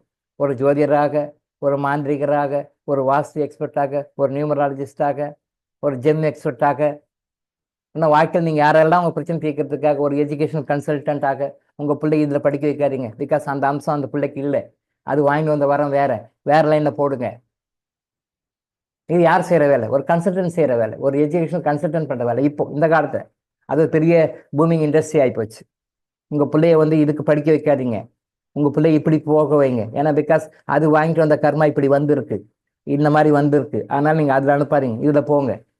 இந்த தொழில போகாதீங்க, கேரியர் கவுன்சிலிங், இந்த தொழில போகாதீங்க, இந்த தொழில் உங்களுக்கு உங்க கர்மாவுக்கு ஒத்து பண்றது இல்லை, இல்லை நீங்க டெவலப் ஆக முடியாது, பிரிச்சுக்கு வர முடியாது, நீங்க இந்த தொழிலுக்கு போங்க, கவுன்சிலிங் கொடுக்குறோம். பொண்ணு மாப்பிள்ளை செலக்ட் பண்றதுக்கு கவுன்சிலிங் கொடுக்குறோம். இது யார் செய்யற வேலை? ஒரு மேட்ரிமோனியில் பண்ற வேலை. அந்த வேலை இங்க பண்றோம். இந்த பொண்ணு செலக்ட் பண்ணி இது வேண்டாம், உங்க குடும்பத்துக்கு வேண்டாம். இந்த மாப்பிள்ளை செலக்ட் பண்ணி இந்த மாப்பிள்ளை வேண்டாம், இது பின்னாடி ரிஸ்க்கு, ஆனா இந்த மாப்பிள்ளையை கல்யாணம் பண்ணாதீங்க, வேண்டாம் சார், மாப்பிள்ளை இப்படி படிச்சுக்கிறான் சார், அப்படி இவ்வளவு பரவாயில்ல, சம்பாதிச்சே இருக்கட்டும், பரவாயில்ல, வேணாம், இந்த மாப்பிள்ளைக்கு பொண்ணு கொடுக்காதீங்க, இந்த வீட்டுல இந்த பொண்ணு எடுக்கிறோம் சார், இந்த பொண்ணு எடுக்காதீங்க, வேண்டாம், வேற பொண்ணு பாருங்க சொல்றோம். ஏன் சார்? நிறைய டவுரி போடுறாங்க சார், பையனுக்கு கார் வாங்கி கொடுக்குறான்றாங்க சார், சொந்தமா வீடு வாங்கி கொடுக்குறான்றாங்க சார், இதெல்லாம் சொல்றாங்க சார், கொடுத்துட்றாங்க சார். வேணாம், கொடுத்தா கூட வேணாம், கொடுக்காதீங்க. அதை மீறி பண்ணவங்களாம் நிறைய பேர் சொல்லுவாங்க. நாம ஒரு கவுன்சிலிங் கொடுப்போம், இந்த பொண்ணு வேணான்னு சொல்லுவோம், இந்த மாப்பிள்ளை வேணான்னு சொல்லுவோம். மீறி நான் ஒரு ஆள் தானே, டாக்டர் இளங்கோ சொல்றாரு, பட் வேற சொந்தக்காரன் எல்லாம் மத்தி எல்லாம் உட்காந்துருப்பாங்க, அவங்க சொல்லுவாங்க அப்படி இப்படின்னு சொல்லுவாங்க. அப்புறம் கொடுத்து அவங்களே ஃபீல் பண்ணி சொல்லுவாங்க. ஒரு நாளைக்கு அப்பாயின்மெண்ட் கேட்பாங்க, கொடுக்க முடியாது, 2 மாசம் 3 மாசம் கழிச்சு கொடுப்போம், வருவாங்க, அழுது புலம்புவாங்க, டாக்டர் சார் நீங்க சொன்னது சரியா போச்சு சார், எப்படி சார் சொன்னீங்க, தெரியாது பண்ணிட்டேன் சார், இப்போ அவசரப்படுறேன் சார், இப்போ வழி சொல்லுங்க சார். இப்போ நான் என்ன வழி சொல்றேன்? நான் தான் அப்பயே சொன்னல, வேணாம், இந்த பொண்ணு கொடுக்காதீங்க, இந்த மாப்பிள்ளை கொடுக்காதீங்க, வேணாம் தான் சொன்னேன் நான். இல்லை சார் அவங்க சொன்னாங்க, சொன்னவெல்லாம் ஒதுங்கிட்டேன், அப்போ சொன்னவெல்லாம் ஒதுங்கிட்டேன், நான் என்ன பண்றேன்னு ஒதுங்கிட்டேன். இப்போ யார் அவசரப்படுறது? சம்மந்தப்பட்ட பொண்ணும் சம்மந்தப்பட்ட பிள்ளையும் 2 ஃபேமிலியும் தானே. அப்புறம் கோர்ட்டு போய் நிற்க வேண்டியது. யாருக்கு என்ன அப்படின்றது அது விதிக்கப்பட்டிருக்கிறது, அது கரெக்டாக டேலி பண்ணி போகணும். அப்போ ஒரு மேரேஜ் கவுன்சிலிங்கே கொடுக்குறோம், மேட்ரிமோனியெல்லாம் கொடுக்கணும். பார்க்குறவங்களுக்கு ஆச்சரியம், என்னடா இவர் டாக்டர்ன்றாரு, இவர் இத்தனை வேலையும் பண்றாரு எப்படி? அப்படின்னா என்னன்னா, ஒரு டாக்டர் அப்படின்னா ஒரு மனிதனுக்கு நோய்கள் பிரச்சனைகள் வருகின்றன, அதுக்கு பின்னாடி என்ன காரணம்லாம் இருக்குன்னு சிந்தருக்கு கற்றுக் கொடுத்துக்கிறாங்க. இதெல்லாம் இருக்கு, இவ்வளவு விஷயமெல்லாம் இருக்கு. நீ டெனா விட்டு வெறும் மருந்து கொடுத்தா எப்படி சரியாகும்? சரியாகாது. இதெல்லாம் கத்துக்கோன்றாங்க, அதை கத்துக் கொடுக்குறாங்க, அதை அப்ளை பண்றாங்க. அதான் டாக்டர் ஆசிரியர் சொல்றேன். இதே இவ்வளவு ஃபெசிலிட்டிஸ், இவ்வளவு விஷயங்கள் உங்க வாழ்க்கையில வந்து என்ன சொல்றோன்றத வேற எந்த டாக்டராவது எந்த ஹாஸ்பிட்டலாவது உங்களுக்கு பார்த்துருக்கீங்களா இது வரைக்கும் டில் டுடே? கொஞ்சம் ஒரு ஒரு அரை செகண்ட் டைம் எடுத்துக்கோங்க, பேச வேண்டாம், ஒரு அரை செகண்ட் டைம் எடுத்துக்கோங்க. இது வரைக்கும் இந்த மாதிரி இப்ப நான் சொன்ன விஷயங்கள் எல்லாம் ஒரு ஹாஸ்பிட்டல் உங்களுக்கு யாரோ சொல்லி கொடுத்துருக்காங்களா? சொல்லுங்க. இல்லையா? எந்த ஹாஸ்பிட்டல்லையாவது உங்களுக்கு தியானம் கற்றுக் கொடுக்குறாங்களா? இந்த மாதிரி கிளாஸ் எடுக்கிறாங்களா? எந்த ஹாஸ்பிட்டல்? எத்தனையோ ஹாஸ்பிட்டல் இருக்கு. எங்க போனா ஒரு டோக்கன் போடுவாங்க, கொடுப்பாங்க, மருந்து கொடுப்பாங்க, வாங்கிட்டு வருவீங்க, சரியான பார்த்தீங்க, சரி இன்னொரு டாக்டர் இன்னொரு ஹாஸ்பிட்டல் இப்படி போயிடுவீங்க. எந்த ஹாஸ்பிட்டல்லையாவது டெய்லி காலைல வாங்க, எழுந்து வாங்க, காசெல்லாம் கொடுக்க வேண்டாம், நாங்கள் ஃப்ரீயாக சொல்லி கொடுக்குறோம், ஒரு பைசா யாரும் கொடுக்க வேண்டாம், நீங்கள் வாங்க, உங்களுக்கு அவேர்னஸ் கொடுக்குறேன், இதை நீங்கள் கேளுங்க அப்படின்னு சொல்லிட்டு எந்த ஹாஸ்பிட்டல்லையாவது, அது அலோபதி ஆகட்டும், சித்தா ஆயுர்வேதாவாகட்டும், வேற எந்த ஆன்மீக அமைப்புகள் ஆகட்டும், காலையில் உங்களை இட வச்சு இப்படி விஷயத்தை கற்றுக்கோங்க, இப்படி தெரிஞ்சுக்கோங்க, நல்லா சந்தோஷமா இருங்க, ஹாப்பியாக இருங்க. இந்த பிறவியை வந்து கஷ்டப்பட்டு கடக்கணும்லாம் கிடையாது. தப்பு தப்பு தப்பு தப்பு தப்பு தப்பு. கஷ்டப்பட்டு வாழணுன்றது கடவுளுடைய நோக்கமே கிடையாது. கஷ்டப்பட்டு சம்பாதிக்கிற பணம், அடிக்கடி சொல்லுவாங்க, அந்த வேர்டை யூஸ் பண்ணாதீங்கன்னு சொல்லுவேன், எல்லார்ட்டையும் சொல்லுவேன். நான் கஷ்டப்பட்டு சம்பாதிச்ச பணம், நான் கஷ்டப்பட்டு உடைக்கிறேன், அந்த வார்த்தையை சொல்லாதீங்கன்னு சொல்லுவேன். என்கிட்ட பேசும்போது சொன்னா கூட அந்த வார்த்தையை மட்டும் கட் பண்ணுங்க, எடிட் பண்ணுங்க, தூக்குங்க வெளியே. நான் கஷ்டப்பட்டு சம்பாதிச்ச பணம், நான் கஷ்டப்பட்டு உழைச்ச பணம், நான் கஷ்டப்பட்டு உடைக்கிறேன், அந்த வேர்டை இல்லை, தப்பு. அது நாமளா கிரியேட் பண்ணிக்கிட்டோம். கஷ்டப்பட்டதெல்லாம் கூடாது. கஷ்டப்பட்டு வேறு சிந்தி நான் சம்பாரிச்சேன், அதெல்லாம் தெரியும், அப்படிலாம் கிடையாது. நம்ம தெரியாம முட்டாள்தனமா கஷ்டப்பட்டு இருந்தா அது யார் பொறுப்பு? நம்ம தப்பு தான் அது. கஷ்டப்பட்டு வேர்டு யூஸ் பண்ணாதீங்கன்னு சொல்லுது. அப்போ கிளாஸ் எடுத்து 1.5 மணி நேரம் உங்களுக்காக உட்கார், 2 மணி நேரம் 1.5 மணி நேரம் இப்ப குறைச்சிட்டோம், இதையும் 1 ஹவரா குறைங்கன்றாங்க. சரி 1 ஹவர் ஆகட்டும், 1.5 ஹவர் ஆகட்டும், அது வேற சமாச்சாரம். பட் 1.5 மணி நேரம் உங்களுக்காக உட்கார்ந்து மெனக்கெட்டு இப்படிலாம் பண்ணுங்க, இப்படிலாம் பண்ணுங்க. எதுக்காக சொல்றோம்? நோய் வராம இருங்க. டாக்டர் கிட்ட பேஷண்ட் சார் எனக்கு ட்ரீட்மெண்ட் கொடுங்க அப்படின்னு ட்ரீட்மெண்ட்டுக்காக வராதிங்க அப்படின்னு நம்ம சொல்லிக் கொடுக்கணும். எப்படி சொல்லிக் கொடுக்குறோம்? ட்ரீட்மெண்ட்டுக்காக வராதிங்க, நோயால வராதிங்க, நோயால கஷ்டப்பட்டுட்டு எனக்கு ட்ரீட்மெண்ட் வேணும்னு சொல்லிட்டு டாக்டர் இளங்கோ ஆயுஷ் ஹாஸ்பிட்டலுக்கு வராதிங்க அப்படின்னு சொல்லி கொடுக்குற ஒரே hospital doctor Ilango Ayush hospital தான். அதனாலதான் நட்சத்திரம் ஓடும், இன்னும் ப்ராஃபிட்ல ஓடும். ஏன் நட்சத்திரம் ஓடுது? நோயாளிகளாக வராதீர்கள், நோயாளர்களாக வந்து ட்ரீட்மெண்ட்டுக்காக வராதிங்க, எனக்கு இந்த நோய் சார், அந்த நோய் சார், ட்ரீட்மெண்ட் சார் அப்படிலாம் வராதிங்க. உங்களுக்கு மூல காரணங்களாம் சொல்லிக் கொடுக்குறோம், உங்களுக்கு காரணங்களாம் சொல்லிக் கொடுக்குறோம். இதெல்லாம் நீங்க புரிஞ்சுக்கோங்க, கேட்ச் பண்ணிக்கோங்க, அது லைவ்ல வாழ்க்கையில் அப்ளை பண்ணுங்க. உங்களுக்கு நோயே வராது. டாக்டர்கிட்ட போக வேண்டாம், டாக்டர்கிட்ட போய் செலவு பண்ண வேண்டாம், ஸ்கேன் சென்டருக்கு செலவு பண்ண வேண்டாம், டயக்னோஸ்டிக் சென்டருக்கு செலவு பண்ண வேண்டாம், கவுன்சிலிங்க்கு செலவு பண்ண வேண்டாம், ஹாஸ்பிட்டலில் போய் அட்மிட் ஆகி ஐசியூனுக்கு செலவு பண்ண வேண்டாம், ஐசியூனுக்கு செலவு பண்ண வேண்டாம், ஹாஸ்பிட்டலுக்கே போவானு அப்படியே இருங்க. அதுக்கெல்லாம் என்ன வழி? ஒரு ஹாஸ்பிட்டல் சொல்லி கொடுக்குன்னா அது எவ்வளவு பெரிய விஷயம், அது எவ்வளவு பெரிய விஷயம். அதனுடைய மகத்துவத்தை நீங்களாம் புரிஞ்சுக்கலையேன்ற சிதறலுடைய வருத்தம். ஒரு ஹாஸ்பிட்டல் வருமானமாக நடத்தக்கூடிய ஒரு ஹாஸ்பிட்டல், நம்ம அதான் உங்களுக்கு போட்டோம். அந்த ஹாஸ்பிட்டல் எப்படிலாம் ஃப்ரான்ச்சைஸ் பண்ணி பிஸ்னஸாக பண்ணுறாங்க. வாங்க, நான் பண்ணுறது இல்லாமல் நீங்களும் பண்ணுங்க, என் பேரை யூஸ் பண்ணுங்க, தமிழ்நாடு முழுசும் பிரான்ச் வச்சுக்கோங்க, இந்தியா முழுசும் பிரான்ச் வச்சுக்கோங்க, ஃபாரின்லையும் பிரான்ச் வச்சுக்கோங்க, நம்ம அக்ரிமெண்ட் போட்டுக்கலாம், எவ்வளோ ஷேர்னு போட்டுக்கலாம் அப்படின்னு கமர்ஷியலாக பண்ணுற இந்த காலத்தில், கலியுகத்தில் நீங்கள் பேஷண்ட்டாக வராதிங்க, எல்லாம் ஆரோக்கியமாக இருங்க, நோயின் ஒரு நாளும் படுக்காதீங்க, ஒரே ஒரு நாளும் நோயின் படுக்காதீங்க, டாக்டர்கிட்ட போகாதீங்க அப்படின்னு சொல்லி ஒரு ஹாஸ்பிட்டலில் வந்து உங்களுக்கு கிளாஸ் நடத்துகிறாங்கன்னா நீங்களாம் எவ்வளோ வெரி வெரி லக்கி பீப்புள், எவ்வளோ அதிர்ஷ்டமானவங்க, எவ்வளோ குட்கரம் பண்ணியிருப்பீங்க. ஆனால் அதை வந்து நீங்கள் முழுமையாக பயன்படுத்திக்கலன்றது தான் உண்மையான விஷயம். பணத்தை சம்பாதிக்கிற, பணத்தை நோக்கமாக கொள்கின்ற, பணத்தை மட்டுமே கருத்தாக சொல்கின்ற டாக்டர்கிட்டையும் மருத்துவ முறைகள்கிட்டையும் மருத்துவமனைகிட்டையும் நீங்கள் போகிறீங்க. அது எல்லாம் வேண்டாம். இயற்கையாக கடவுளுடைய ஆசீர்வாதத்தை வாங்கி உங்களுடைய பேட் கர்மா நியூட்ரலைஸ் பண்ணி குட் கர்மாவை சம்பாரிச்சு ஆரோக்கியமாக இருங்க அப்படின்னு சொல்கிற டாக்டர் உங்கள் ஆசீர்வாதத்தில் சொன்னால் சொல்கிற விஷயத்தை வாங்கிக்க மாட்டேன். எவ்வளோ குட் கர்மா பண்ணால் இந்த மாதிரி ஒரு வாய்ப்புகள் கிடைக்கும். நீங்கள் எந்த அளவுக்கு நெக்லிஜென்ட்டாக இருந்தால் உங்களுடைய அசுர குணங்கள் உங்கள் உடம்புல இருக்குது, தேவகுணங்களும் இருக்குது. நீங்கள் தேவகுணம் சொல்கிறத கேட்காம அசுரர்களுக்கு மிசை மடித்து கேர்லெஸ்ஸாக இருக்கிறீங்க அப்படின்னு சொன்னால் அது எதை காட்டுகிறது? ஸோ இங்கே வந்து எல்லா பிரச்சனைக்கும் சொல்யூஷன் கொடுக்குறோம், எல்லாத்தையுமே சொல்யூஷன் கொடுக்குறோம். நல்லா இருங்க, ஹாப்பியாக இருங்கன்னு சொல்கிறோம். நாம் என்ன சொல்றோம்? ஆத்மாவை கவனின்னு சொல்றோம். ஆத்மாவை சரி பண்ணும். உங்களுக்கு எல்லா சொல்யூஷனும் ஆத்மால இருக்கு, எல்லாத்துக்குமே ஆத்மால இருக்கு. இதுக்குதான் அதுக்குதான் இல்லை. அந்த ஆத்மாவை எப்படி பயன்படுத்திக்கணும், அந்த ஆத்மா கூட எப்படி பேசணும், அந்த ஆத்மா கிட்ட எப்படி கம்யூனிகேட் பண்ணணும் அப்படின்றது பெரிய விஷயம். சில பேர் சில சகோதரிகள் சில பேர் இது பண்ணிக்காங்க, டாக்டர் சிதர்கிட்ட பேசுறாரா, எப்படி நம்புறது, அவர் பேசுறாரா இல்லை டுபாக்குரா, பொய்யா புறாடா, ஏமாத்து வேலையா, சும்மா ஜனங்களை ஏமாத்துறாரா அப்படின்னு சொல்லி நினைச்சிருக்கிறாங்க. 6 பேர் 6 7 பேர் லிஸ்ட் பார்த்தா இருக்கும், ஃபைல்ல இருக்கு. அதே மாதிரி தேவதைகள்கிட்ட எப்படி தொடர்பு கொள்வது, தேவர்கிட்ட எப்படி தொடர்பு கொள்வது, உங்களுடைய ஆத்மா கிட்ட எப்படி தொடர்பு கொள்வது அப்படின்னா அது தெரியல. அது தெரியாதனால தான் நீங்கள் டாக்டர் இப்படி எல்லாம் சும்மா போய் பண்ணுவாரோ, சும்மானா சொல்லுவாரோ, நம்ம என்ன சொல்லுவோம், நம்ம லோக்கல் உருட்டு, ஆனால் உருட்டுறாரு உருட்டு விட்டுறாரு அப்படின்னு சொல்லி நீங்கள் நினைக்கிறீங்க. அப்படிலாம் உருட்டுலாங்க, அப்படிலாம் உருட்டு விட முடியாது. ஹலோ மச்சான் எப்படி இருக்க, நல்லா இருக்கிறியா, வீடியோ காலில் வரையா அப்படின்னு சொல்லிட்டு சிதர்கள்லாம் பேச முடியாது. அப்படிதானே பேசும். இப்போ அப்படி தானே எடுத்தோடனே கால் போட்டு, ஹலோ மச்சான் எப்படி இருக்க, நல்லா இருக்கிறியா, ரைட்டு, வீடியோ காலில் பேசலாம், வரையா, வீடியோ கால் வரையா அப்படிலாம் சிதர்கள்லாம் பேச முடியாது. அப்படிலாம் ஆத்மா கிட்டலாம் பேச முடியாது. அதுக்கெல்லாம் நிறைய நார்ம்ஸ் கண்டிஷன்ஸ் எல்லாம் இருக்கு. இப்படிதான் இருக்கணும், இப்படிதான் இருக்கணும், இப்படிதான் இருக்கணும், நிறைய நார்ம்ஸ் அண்ட் கண்டிஷன்ஸ் தான் இருக்கு. அதாவது கேன்சர் பேஷண்ட்ஸுக்கும் ஹார்ட்டில் ஹார்ட்டை ரிமூவ் பண்ணி தான் ஆகணும், ஓப்பன் ஹார்ட் சர்ஜரி தான் பண்ணணும் அப்படின்னு சொன்னவங்களுக்கும் சில மெடிசின்ஸ் ரெடி பண்ணணும். அதை ரெடி பண்ணும்போது நேற்று ஃபுல்லாக நான் சாப்பிடலை, 100% சாப்பிடல, சாப்பாடே கிடையாது நேற்று ஃபுல்லாக, 24 hours அதுக்கு மிச்சமாகவே ஃபுல்லாக சாப்பிட்றது. நைட் மட்டும் கொஞ்சம் பால் மட்டும் கொஞ்சம் குடித்தேன், அவ்வளோதான். அதான் சாப்பாடு, எதுவுமே இல்லை. ஏன்னா அந்த மருந்து இங்கே ரெடி பண்ணும், ஏன்னா அந்த மருந்து தயார் பண்ணுற முறைக்கும் கூட இப்படிதான் இருந்து பண்ணணும்னு ஒரு சில ப்ரோட்டோகால்ஸ் இருக்கு. சில ப்ரோட்டோகால்ஸ் இருக்கு. சித்த ஆயுர்வேத மருந்துல கூட இப்படிலாம் இருக்கணும், இப்படிலாம் பண்ணணும், சில ப்ரோட்டோகால்ஸ் இருக்கு.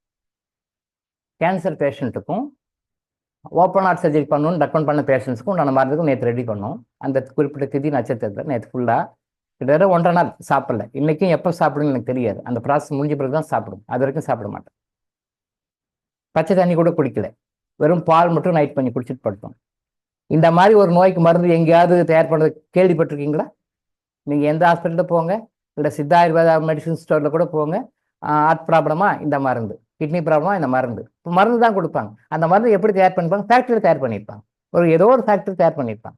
அது எப்போ எடுத்தாங்க, எப்போ பறிச்சாங்க, எந்த மூலிகை எடுத்தாங்க, எந்த மூலிகை ப்ராசஸ் பண்ணாங்க, எந்த திதியில் உங்களுக்கு அந்த மருந்தை ப்ராசஸ் பண்ணாங்க, என்ன நட்சத்திரம் பண்ணாங்க, யாருக்கும் தெரியும். எல்லாம் ஃபேக்ட்ரி மேடு, ஓவர் நைட்டில் பண்ணி கொடுக்குறாங்க, செஞ்சு கொடுத்தாங்க. பட் இங்கே நேற்று ஃபுல்லாக அந்த ப்ராசஸ் நடந்தது. இந்த நிமிஷம் வரைக்கும் நான் பச்சை கூட குடிக்கல, முந்தா நாள் சாப்பிட்டது தான், நேற்றெல்லாம் ஃபுல்லாக சாப்பாடு கிடையாது. ஏன்னா அந்த ப்ராசஸ் பண்ணும்போது அப்படி தான் பண்ணணும், அப்போ தான் அதுக்கு பவர். அந்த காலத்தில் அப்படி தான் பண்ணாங்க. எல்லா நோய்களுக்கும் எல்லா மருந்து போய் எடுத்துகிட்டு வந்த மாதிரிலாம் கிடையாது. அதை கரெக்டாக டைமில் எடுத்து டைமில் ப்ராசஸ் பண்ணி அப்போ தான் அந்த நோய் குணமாகும். எங்கே போய் கை வச்ச கேஸும் குணமாகும். ஹார்ட்டில் பிளாக்கேஜ் இருக்குது, பண்ணியே ஆகணும்னா கூட இந்த மருந்து தொடர்ந்து ஒரு 6 மாதம் நெய்யில் கலந்து சாப்பிட்டோம்னா சுத்தமாக சரியாயிடும். ஒரு 6 மாதம் கழிச்சு செக் பண்ணி பார்த்தா உள்ள ஒன்றுமே இருக்காது. நெய் சாப்பிட்டா கொலஸ்ட்ரால், ஆனால் நெய் சாப்பிடக்கூடாது. ஆனால் இங்கே கொடுக்குற மருந்து அந்த பஸ்பம் நெய்யில் தான் சாப்பிடணும். சாப்பிட்டு முடிச்ச பிறகு 3 வேளை அதை கொஞ்சம் 3 வேளை 2 வேளை அவ்வளோதான், அது பார்த்து சொல்லுவோம். அதை சும்மா ஒரு பிஞ்ச் ஆஃப் பவுடர் ஒரு 2 grams மாதிரி கொஞ்சமாக எடுத்து போட்டு ஒரு 500 mg மாதிரி எடுத்தாலே போதும். போட்டு எடுத்து நெய்யில் போட்டு நல்லா உருக்கணும். நெய் melted ghee not raw ghee. அந்த நெய்யை உருக்கி நல்லா கலக்கி போட்டு சாப்பிட்டாங்கன்னா அந்த பிளாக்கேஜ் ஆட்டோமேட்டிக்காக ரிமூவ் ஆகிடும். ஸ்டென்ட் வைக்க தேவையில்லை, ஓப்பன் ஹார்ட் பண்ண வேண்டிய அவசியமே கிடையாது. எத்தனை பேருக்கு தெரியும்? ஸோ அப்போ இந்த முறைகளில் மருந்துகள் கூட இப்படிலாம் பண்ணணும்னு விதி இருக்குது, அப்படி தான் பண்ணணும். அந்த முறைப்படி இன்னைக்கும் நாம் பண்ணுறோம். டாக்டருங்க ஹாஸ்பிட்டல் தான் பண்ணுறோம்.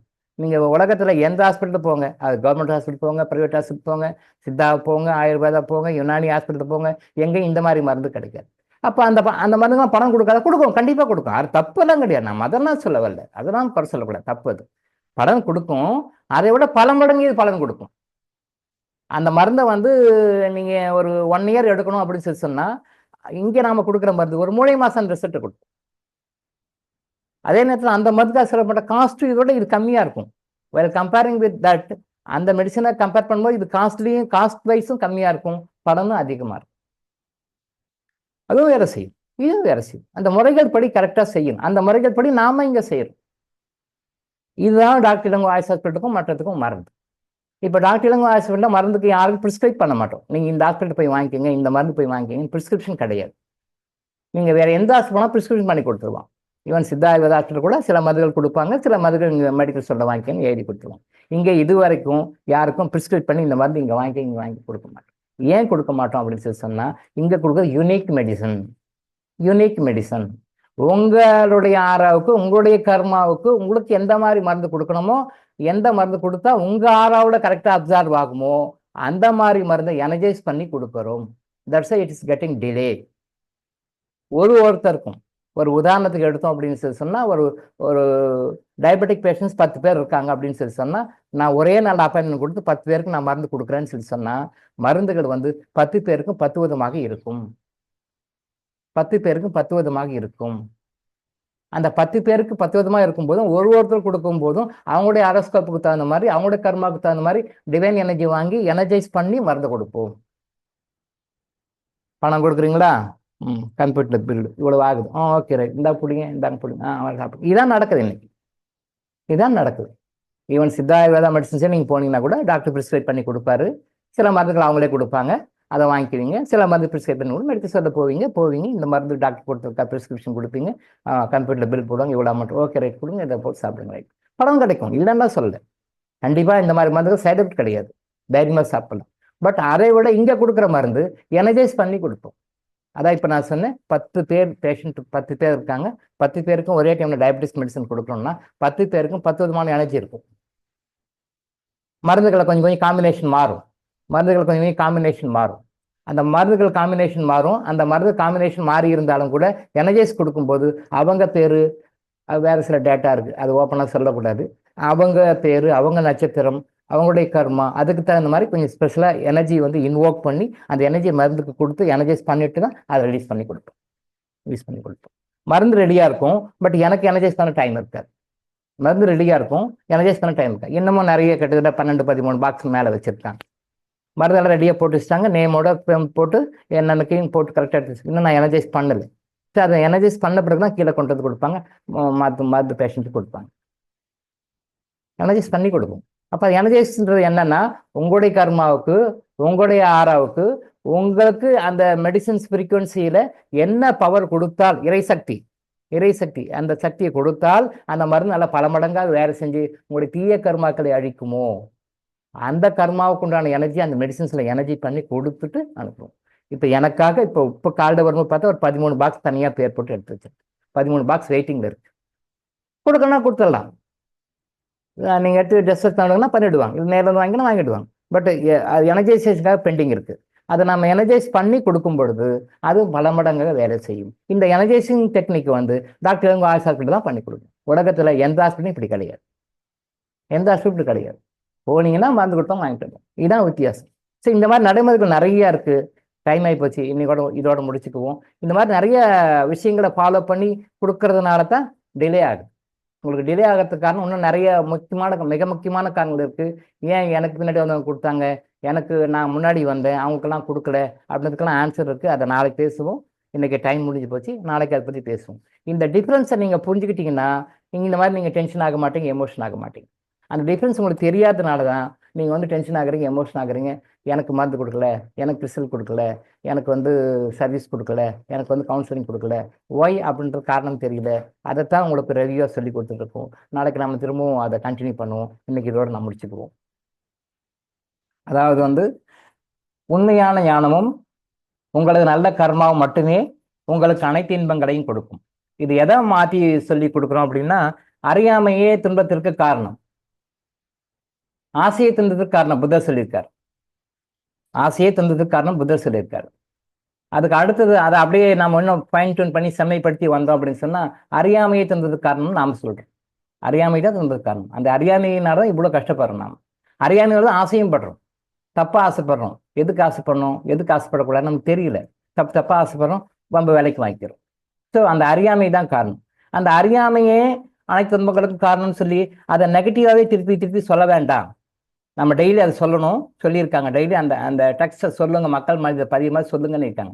அப்போ சொல்லும்போது அறியாமையே துன்பத்திற்கு காரணம் அப்படின்னு அந்த டெய்லி அந்த வேர்டு நம்ம சொல்ல வேண்டாம். அறியாமை துன்பத்திற்கு அப்படி ரெண்டுமே நெகட்டிவ். அறியாமையும் துன்பமும் ரெண்டுமே நெகட்டிவ். அறியாமையே துன்பத்துக்கு காரணம், அறியாமல் துன்பத்துக்கு காரணம் ஒரு ஜஸ்ட் ஒரு அண்டர்ஸ்டாண்டிங் ஒரு தடவை சொன்னாலும் அது திருப்பி ரிப்பீட்டடாக சொல்லி அது நெகட்டிவ் எனர்ஜி கிரியேட் பண்ண வேண்டாம்னால அதையே கொஞ்சம் மாற்றி போட்டிருக்கோம் இதை. அதுதான் உண்மையான ஞானம். உண்மையான ஞானம் உங்களது கர்மாவும் மட்டுமே உங்களுக்கு அனைத்து இன்பங்களையும் கொடுக்கும். இது என்னன்னா ஆசையை துன்பதற்கு காரணம், அறியாமையே உங்களோட அனைத்து துன்பங்களுக்கும் காரணம் அப்படின்றத அந்த அறியாமை துன்பத்துக்குன்றது நெகட்டிவாக டெய்லி சொல்ல வேண்டிய டெய்லி சொல்ல போகிறோம். நம்ம டெய்லி சொல்ல வேண்டான்றதுனால அதை மாற்றி சொல்லிக் கொடுக்குறோம். அதனுடைய பாசிட்டிவான மீனிங் இதுதான் உண்மையான ஞானம், ரியல் விஸ்டம். போலி ஞானம்லாம் நிறைய இருக்கு. இன்னைக்கு போலி ஞானத்தை தான் மக்கள் ஏமாந்துட்டு இருக்கிறாங்க. போலி ஞானம் நினைச்சிட்டு போலியான ஞானத்தை உண்மையான ஞானம் நினைச்சிருக்கு. உண்மையான ஞானம் வேற, போலியான ஞானம் வேற. அது பின்வரும் வகுப்புகளை தொடர்ந்து சொல்லிக் கொடுப்போம். உண்மையான ஞானம்னா என்ன, போலியான ஞானம்னா என்னன்னு சொல்லிக் கொடுப்போம். ஸோ அந்த உண்மையான ஞானம் பிளஸ் உங்களுடைய குட் கர்மா இது ரெண்டு மட்டுமே உங்களுக்கு அனைத்து இன்பங்களையும் கொடுக்கும். நீங்க எந்த இன்பம் வேணாலும் வச்சுக்கோங்க, அந்த இன்பத்துக்கு எது கொடுக்கும் அப்படின்னா உங்களுக்கு அந்த உண்மையான ஞானமும் உங்களுடைய நல்ல கர்மாவும் தான் கொடுக்கும். அந்த உண்மையான ஞானத்தை எப்படி அடையிறது, அந்த உண்மையான ஞானம் எப்படி அடையணும், எப்படி பெறணும், அதுக்கு என்ன what are the techniques to be adapted, என்ன டெக்னிக்ஸை ஃபாலோ பண்ணணும் அப்படின்றத நம்ம இந்த கர்மாலஜியிலிருந்து சொல்லி கொடுக்குறோம்.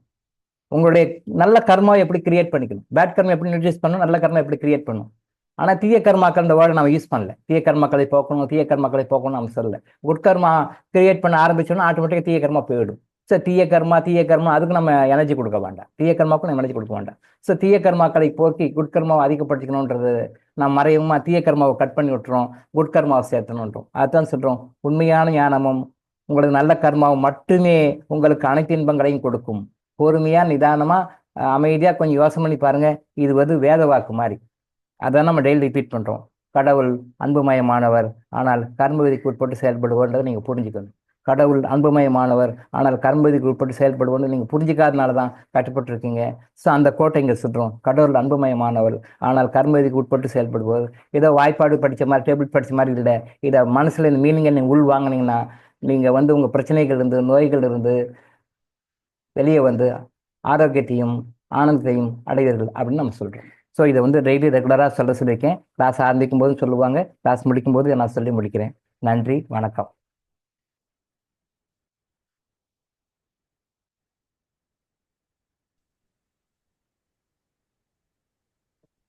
நன்றி சார்.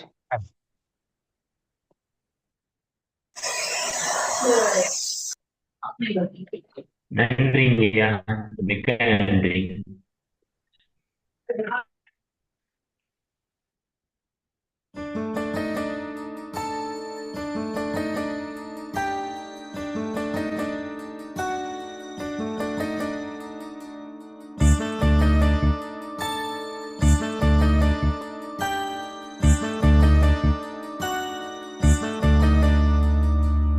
எப்போது நீ அறிவாயோ அப்போதே சாந்தி அடைவாய்.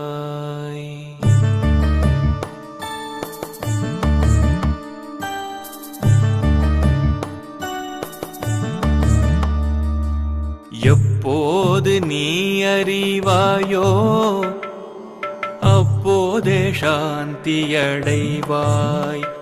இதை எப்போது நீ அறிவாயோ மனமே அப்போதே சாந்தி அடைவாய்.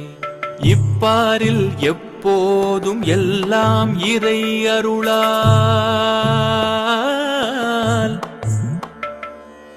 இப்பாரில் எப்போதும் எல்லாம் இறை அருளால் தப்பாது அணுவளவும் சரியாய் நடப்பதாக எப்போது நீ அறிவாயோ அப்போதே சாந்தி அடைவாய்.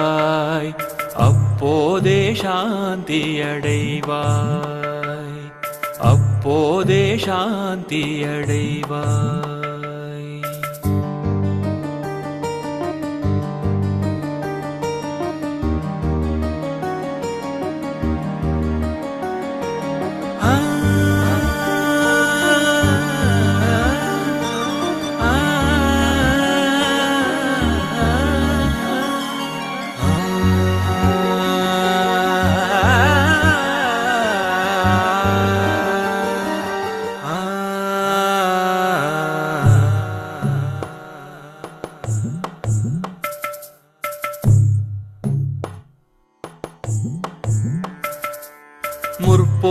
முற்போது தர்மம் என்றும் தற்போது அதர்மம் என்றும்,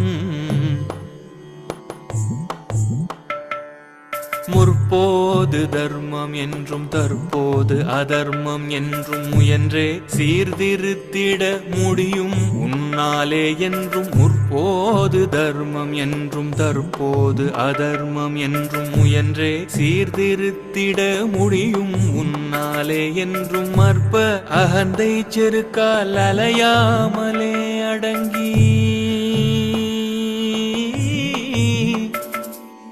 அற்ப அகந்தை செருக்கால் அலையாமலே அடங்கி ஆண்டவன் ஆட்சியில் அதர்மமே இல்லை என்று எப்போது நீ அறிவாயோ, அப்போதே சாந்தி அடைவாய், அப்போதே சாந்தி அடைவாய்.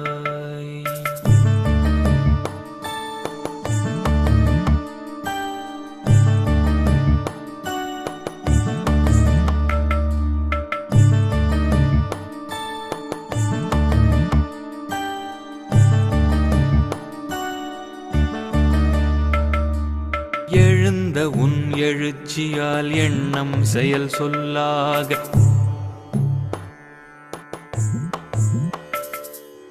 எழுந்த உன் எழுச்சியால் எண்ணம் செயல் சொல்லாக இயற்றிய கர்மமெல்லாம், எழுந்த உன் எழுச்சியால் எண்ணம் செயல் சொல்லாக இயற்றிய கர்மமெல்லாம் இறைவனை நீங்குவதே, அழுந்தி அகமூலத்தில் அகந்தை அழிவதொன்றே,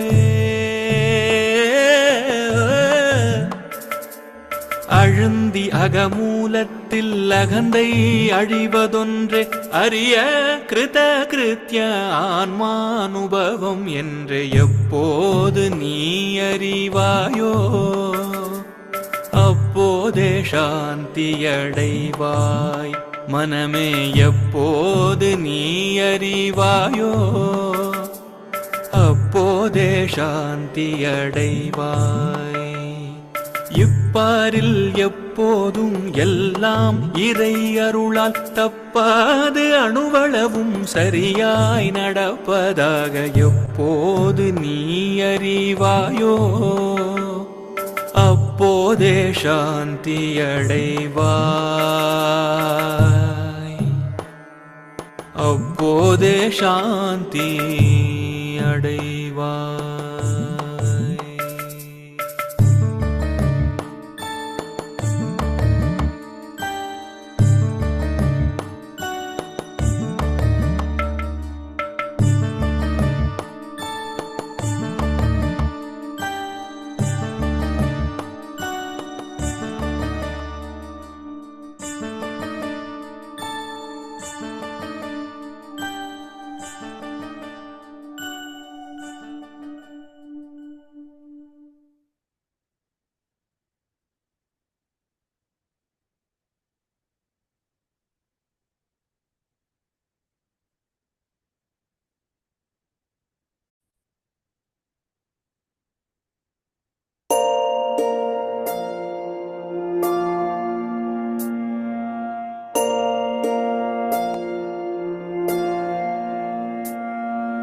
கருவாக்கி உருவாக்கி எனையாண்டு காத்தருளும் இறைவா நன்றி.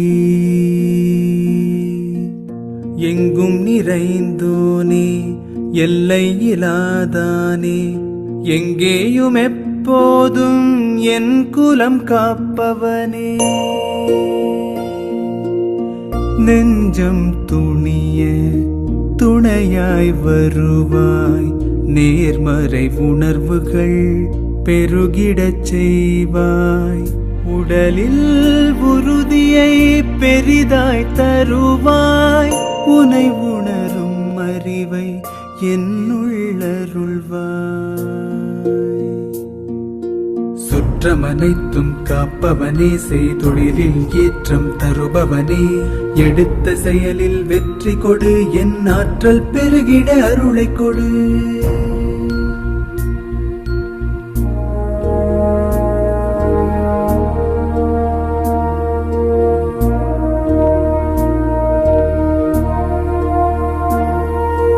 கருவாக்கி உருவாக்கி எனையாண்டு காத்தருடும் இறைவா நன்றி. வல்லமை தந்து நீ வளர்ச்சி கொடு, அகத்திலும் புறத்திலும் மலர்ச்சி கொடு. வளர்ச்சி கொடு, மலர்ச்சி கொடு, வளர்ச்சி கொடு, மலர்ச்சி கொடு.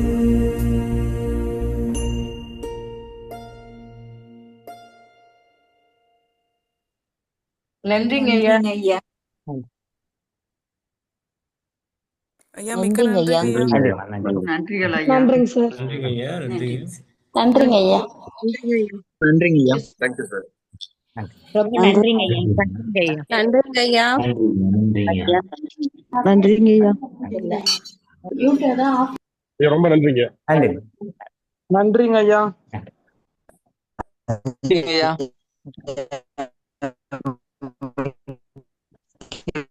நன்றிங்க ஐயா.